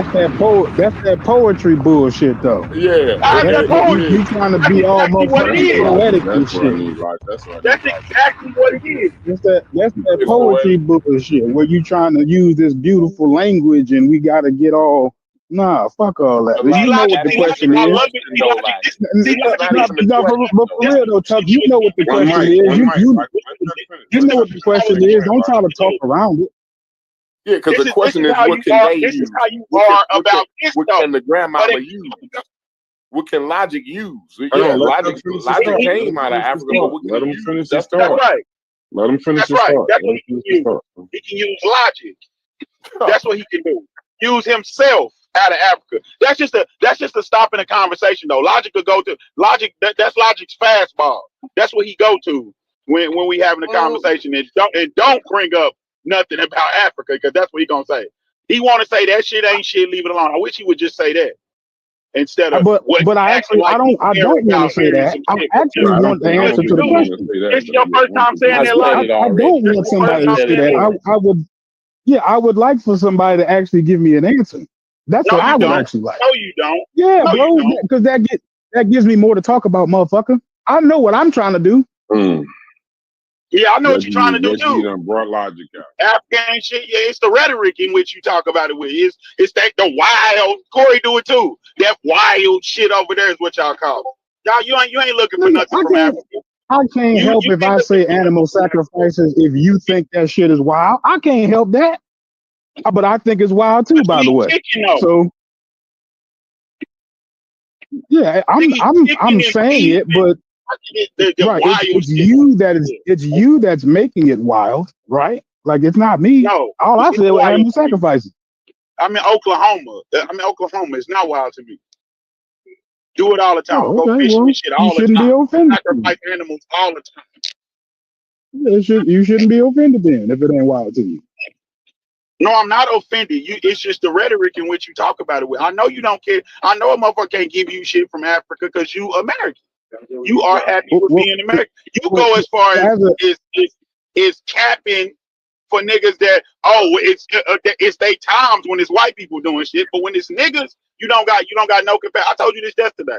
This is the person I was having a conversation with yesterday. I knew when we get back on black shit though, you'll be logic again. No, you back We now. actually ain't So now on we're black What was shit. you We on saying yesterday? African shit. Hold on. What was you saying yesterday? Oh, I was talking to him when Brennan was having a conversation with him, and he wanted to, he soft shoot for the white perspective, for the white side of it. But now niggas don't get no pass. Niggas don't get nothing. And for logic, What he did I full have for gas, no yesterday? brakes for niggas. But the white man I get all of the passes. And well, this is what trust had your to memory happen. for Every 48 hours. civilization was like this is innate I with don't people trust when your it's memory white from folks. 24 hours ago. What did I say today that was something Well, against black that's why I'm people? saying What it did I right say? now. If you didn't cut me off, I'm saying it right now. If you didn't cut me off, it's just you can't show me no civilization that didn't do this when it's white folk, but when it's black people, it's the wildest shit you ever heard in the world. That's what you do. Such Now, as? what can Africa do for us? This is you, Logic. I know you. I know your fighting style. This is what you do. It's gonna eventually come back here. I didn't heard Brass tell you that too. It's gonna eventually come So back here. me asking what can I bring from Africa to America is disparaging to African Americans? It's the same thing as you kowtowing and saying, oh well, I don't see nothing. The whole planet did this, so why is we acting like it's exclusive to white folk? That's what you're doing. You would do that for them. It ain't exclusive. It ain't exclusive when they do it, but when some You don't Africans do it, it's the understand the wildest thing you ever conversation. heard. I would like to talk around that particular point because you don't understand what I'm How? saying, even though I've said it How in can we front of you talk several around that if times. that's your premise? How can we talk around Because that if that's your Brendan premise? actually explained it to you And if last night, and you're not repeating if what Brendan said. if anybody offer you anything other than what you want to hear about some So, American shit, African shit do ain't you shit. think that? Do you have the same opinion about Brendan? Does he Same do opinion that about too? what? About Brendan, do you have the same opinion about him? Because he No, explained to you what I Brendan was was trying to talking help about you out. yesterday. No, Brendan he was trying to actually help you out. Brendan, explained to you what I was talking about yesterday. I already Like know how what you you're didn't talking remember about. that part? I don't need. Right. I don't So need to be explained I to. didn't need it for it to be cleaned up, but he actually explained to you, no, it's not that, it's this. He's trying to put it into a global context. Like, where does it fit into world history? You're But the that's not. one But yeah, making it all that's what about black you and was white. trying to do. He had already said what he No, said. no shit, nigga. That's what he told you I was trying to do. You trying to tell me I'm doing I something else. know what you trying. You know I that told you I was it's trying a to do lot. that. He told you I was trying to do that, and you're still trying to say I'm doing something else. That's your You comprehension, are. not You mine. soft shoe. You soft shoe for them, but niggas See, can't do no right you, to you. I feel like you're Now, trolling right now. now I missed that point. Now I missed that. That Right. nigga said, I feel like you trolling right now, nigga. You gotta be trolling, bro. No, I'm not trolling. Okay, so Chuck do be trolling. What he say? Go ahead, Bob. He Go ahead, brother. trying to take my argument out of context. But go ahead, Reggie. Go ahead. I have to leave. So again, I want to Shut the apologize. fuck up. Get the fuck out of here, then. Yeah, because I normally don't talk to Damn. How you like that? That shit felt good, huh? No. I want to move past that. Okay, so all right. So let me. Go ahead, brother Reggie. I know you gotta go. Go ahead, brother. Spin. Yeah, you gotta laugh at that shit. You brought it on yourself, bro. Yeah. You brought it on yourself. That shit was completely uncalled for. Completely uncalled for. Myself, I apologize for my language. He apologized, bro. He apologized, so it never happened. If you don't know,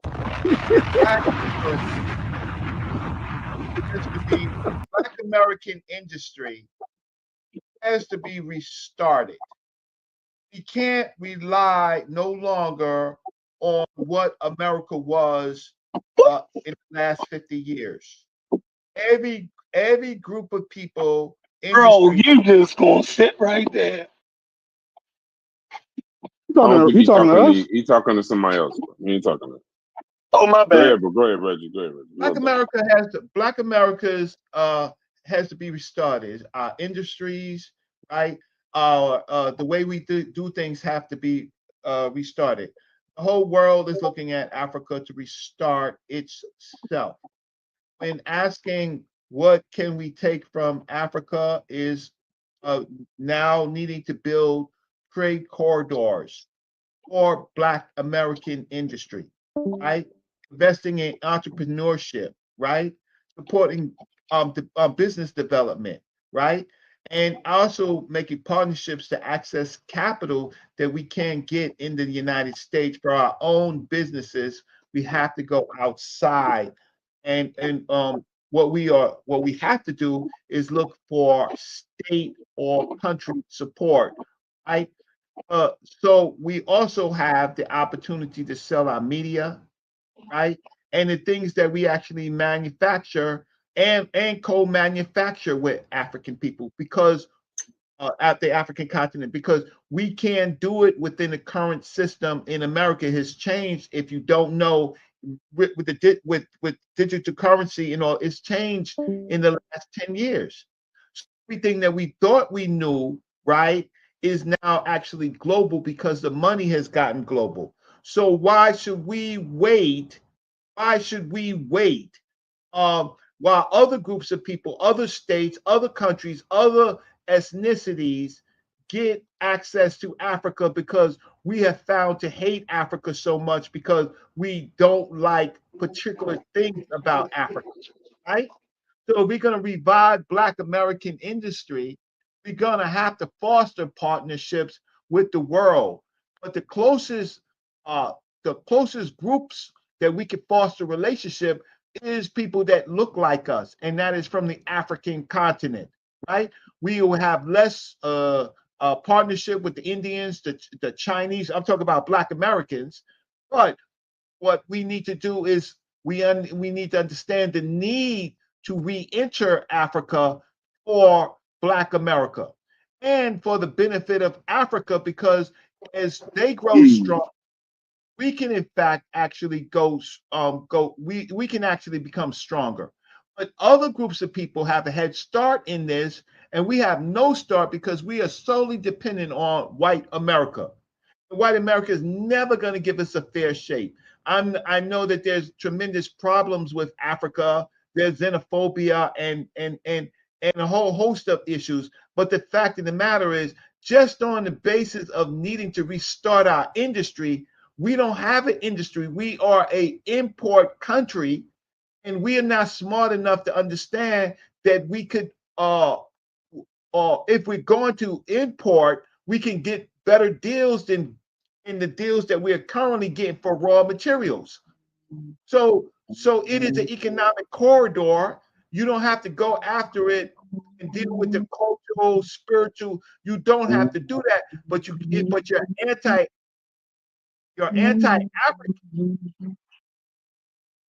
I don't know, there's an echo. Your anti-Africanness is making you misunderstand the emerging African market that everybody is tapping into. So I'm not saying that I'm not saying that you should, if you're not culturally connected, that's fine. But culture helps as a conduit.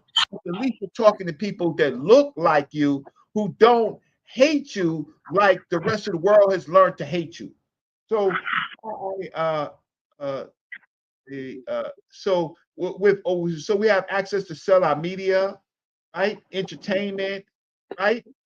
We look look at black rappers. They have found out, like Drake and Drake and the rest of them.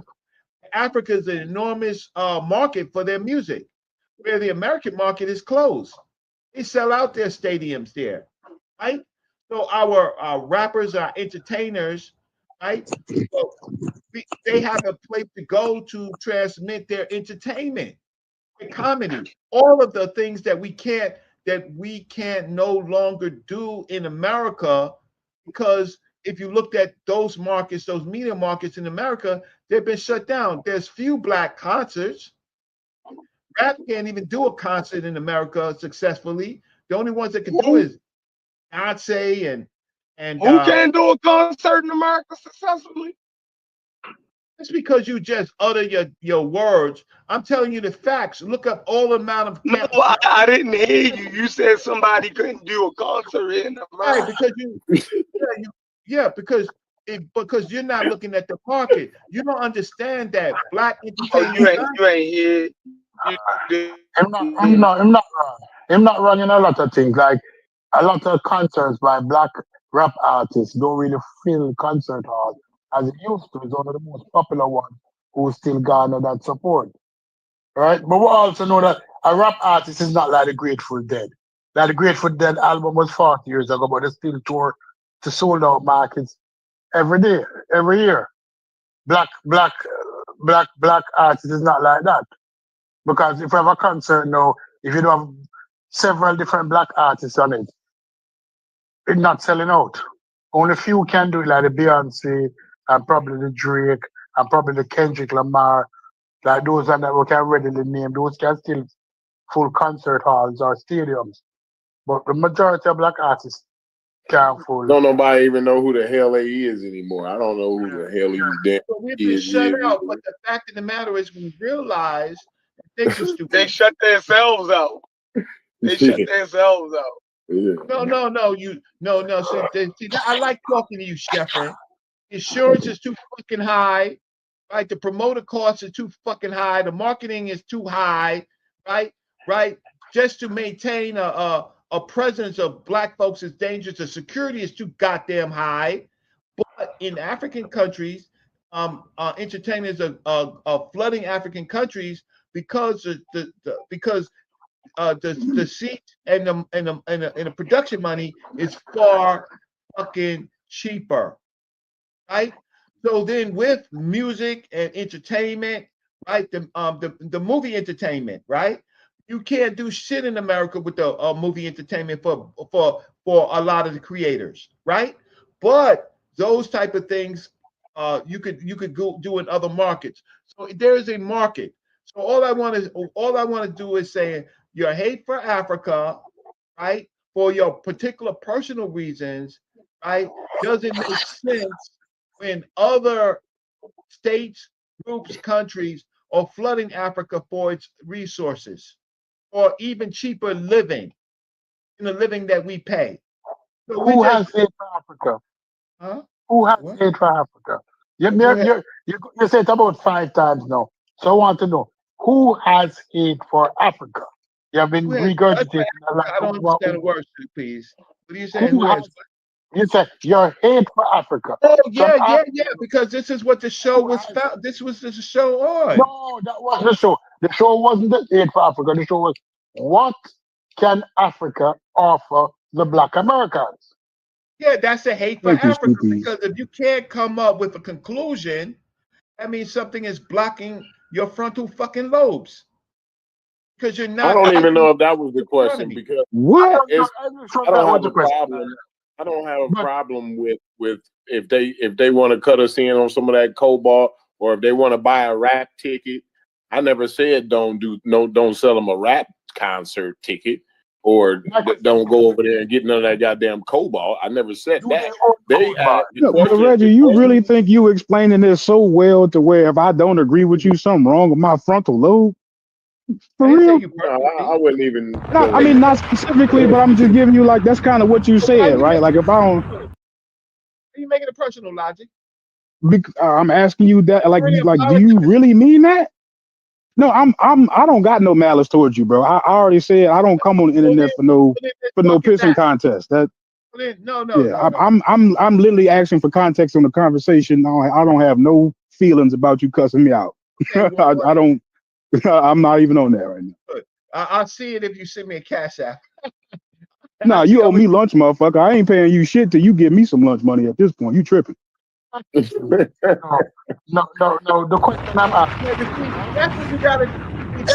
See, Yeah, that's what Africa could. That's what Africa could do for us right now. That's what the fuck They they can could no, buy do. us lunch. no, they no. That's can't. what the So fuck they could do. no, Africa but can that's send the me a fact I'm cash app. talking They about. can send us some motherfucking lunch money. That's what the fuck That's they the could fact. do. I'm talking about. I'm talking This is about economies. Black economies in the United States are being shut down in the global market. We have to reinvent ourselves. We have to be able to sell. Black Americans have to be able to sell and buy from other markets, buy at cheaper prices, and sell our goods and services because white America has figured this out. They have attacked our music industry. Yes. you know what I don't understand. I don't know that if you don't think black people participate in global trade, or you don't think black people participating in global trade? No, no, do we? Absolutely. How do we do it? We participate in global trade every day. Black people How do own we do businesses it? because there's black business owners that get shit shipped from all over, goods and whatever, raw material, That's fine. whatever Name they one. need, Name one. threads. I don't know all the businesses. Okay, I'm so then, saying there are black businesses, and that's what they do. How you think okay, they get their material? right. Now, do you think it's conducive to have, while we're doing this, because Africa does watch our show, there's Africans on the continent that watch our shows, our diatribe and I hate, do you think that's conducive to building partnerships? What's We conducive? don't need them. What'd you say, Chef? What is what What we was? need them for? Hold on. What'd you say, Chef? I said I we mean, they don't got some need cobalt. them. Hold Like on. Hey, as You soon as need you them for start that. talking, let Chef talk for a second. Go ahead. You said what? I said, we don't need them. Like, We don't need Africa? well, what are they gonna give us? Like, is it gonna be anything worth? Like, are they even in a position to give us anything? I think we be tripping a lot. You feel me? Like, I think that you be making sense. I already no, you said, think you be making I sense. already said, I gave you points. Most of I the said time, our the music conversation ain't industry. even about them giving I us said, nothing. It's about us no, giving let's them. go to the back shelf. So look, these obviously these are my last days on your Discord because I'm making Ain't everybody mad. So no, Chef, it You, ain't. No, we you, need you to come I, back tomorrow. I'm not mad No, at yes, you. you're with the welcome I'm here. leadership. mad. Yeah, I'm mad. I welcome you personally. After you done cuss me out, I want to I hear know, but what you gonna say. hold on. But let's pull out pause that statement because that's kind of what we was talking about earlier. But Chef had to leave out and do his Jewish tapers or whatever the hell he do. The when he was saying about He just said we don't need Africa. We don't need them. So just speak We to don't. that. Yeah, speak to that. That's what When he when said. the Just speak last to it. time we needed Africa? Wait. When the last time we needed Africa and they came through in the clutch for us? Or did we figure all our shit out without them? Brother I'll Ray. wait. I, No, I, I, I would asking not agree with answering a Hold on, stupid let Reggie open-ended go. question. Asking a stupid open-ended question is just stupid. The world, right? The world is connecting with Africa for its I said resources. It's I totally said dependent us. on that. I We said are us. when we are us. We are part of America. That is Now we a part of America. Get the fuck. no no Yeah. no no Good no no no. afternoon. Good afternoon. Good afternoon. Real quick. Please follow us on TikTok. The link is in the general chat. We're gonna be streaming live over there and on Twitch and every other place I can get us stream live. But we need God bless you, followers, brother. so share it. Y'all go over there, subscribe and share it. Thank you. So you see us only as Americans. No, Saying you That's what I America said was saying earlier. That's what I as was trying America. to say earlier. We might as well, the way that everybody was talking, we might as well remove the African and just call us Americans if that's how y'all feel. no, That's we how they. keep the African to let everybody know that we're descendants of Africans, but we're fully 100% American. Okay, so but America doesn't think that we fully you're Yes, whole. they do. Yes, they America do. does not feel we're hoes in America. We're free We what? labor, we're free labor, exploited labor, I get manipulated paid labor. for my labor. I get paid for my labor. Why you Can always I? personalize it to you? Why you personalize it to And yourself? everybody else I know About, get paid for their labor. do you get the Oh, you're in an industry where where most of your customers are black people. So most of your customers, not all your customers, but most of your customers are black people. I'm talking about right. people at large. We need to reignite our industries. We need to partner. We need good partners outside of America. America takes a big share of everything that we do. We need to fix that. Otherwise, we're going to be domestic dependent hoes to America, getting the last part of the smallest part of the share when we can figure out ways to get a larger part of the share to reignite our industries. So we consume cosmetics, we consume hair. That's a large part of our industry, right? We but in the corridors in which we sell the music and entertainment and things like and those and media and things like that and education, we have markets outside of America, right, that we can actually sell to, right? And so if we do not reinvigorate our own industries, right, connecting to Africa and other places, we're going to be left behind because other people are in fact doing it and then reselling it to us as a higher price. So I think it's just smart and logical, right? And we understand global trade and the need for Black Americans to see themselves separate or to see themselves separate than America, who has enormous history of super exploiting us, right? And ending our deals, right? Collapsing our businesses, taking over our businesses, buying our businesses cheap, right? For their benefit. And then we're getting further in despair. So what do we need Africa? Why do we need Africa? The world needs Africa. So, but we should What we only need, what we need right now is to focus on what's going on here in America before we can even do some trade or anything with another country. We need to worry about our children, making sure they can read, make sure we have strong families, making sure our neighborhoods are safe, all that sort of stuff like that. I don't have any time to be worried about what the hell is going on somewhere across the waters I'm worried about myself, my husband, my children, my mama, my cousins, my street, my city, those type of things. That's what we need to focus on. We can't even do any trade with any countries until we get our shit together here and get some money and some things to be able to trade with. So it feels like you're talking to the wrong people. You sound like you should be talking to. Oh, can I To finish? the I've been sitting here Africans, listening to this exactly. To the whole Africans. rigmarole for some time. Now, Let her finish. first of Let all, the sister it finish. sounds like Let that sister have that we're church. having Let that sister we're do that. having two different conversations. It seems like to me. I've been listening to this for hours now. What you are talking about and what you are proposing sounds like you need to be writing a letter to Oprah, LeBron James, and these type of people. When you're dealing with the regular people that we need to start fixing first, that's what we need to start doing. We need to be working on our families and ourselves, making sure our children can read and comprehend things and do math and stuff before we start worrying about whatever's going on someplace else. And I just want to say that there is too much romanticizing and daydreaming about what Africa or somebody on the continent can do for us. People around the country are looking to see what we can do for them. We need to be worrying about ourselves and accepting our role here in this country and on the globe. We need to worry about ourselves. And if we're going to worry about somebody outside of this country, maybe we can worry about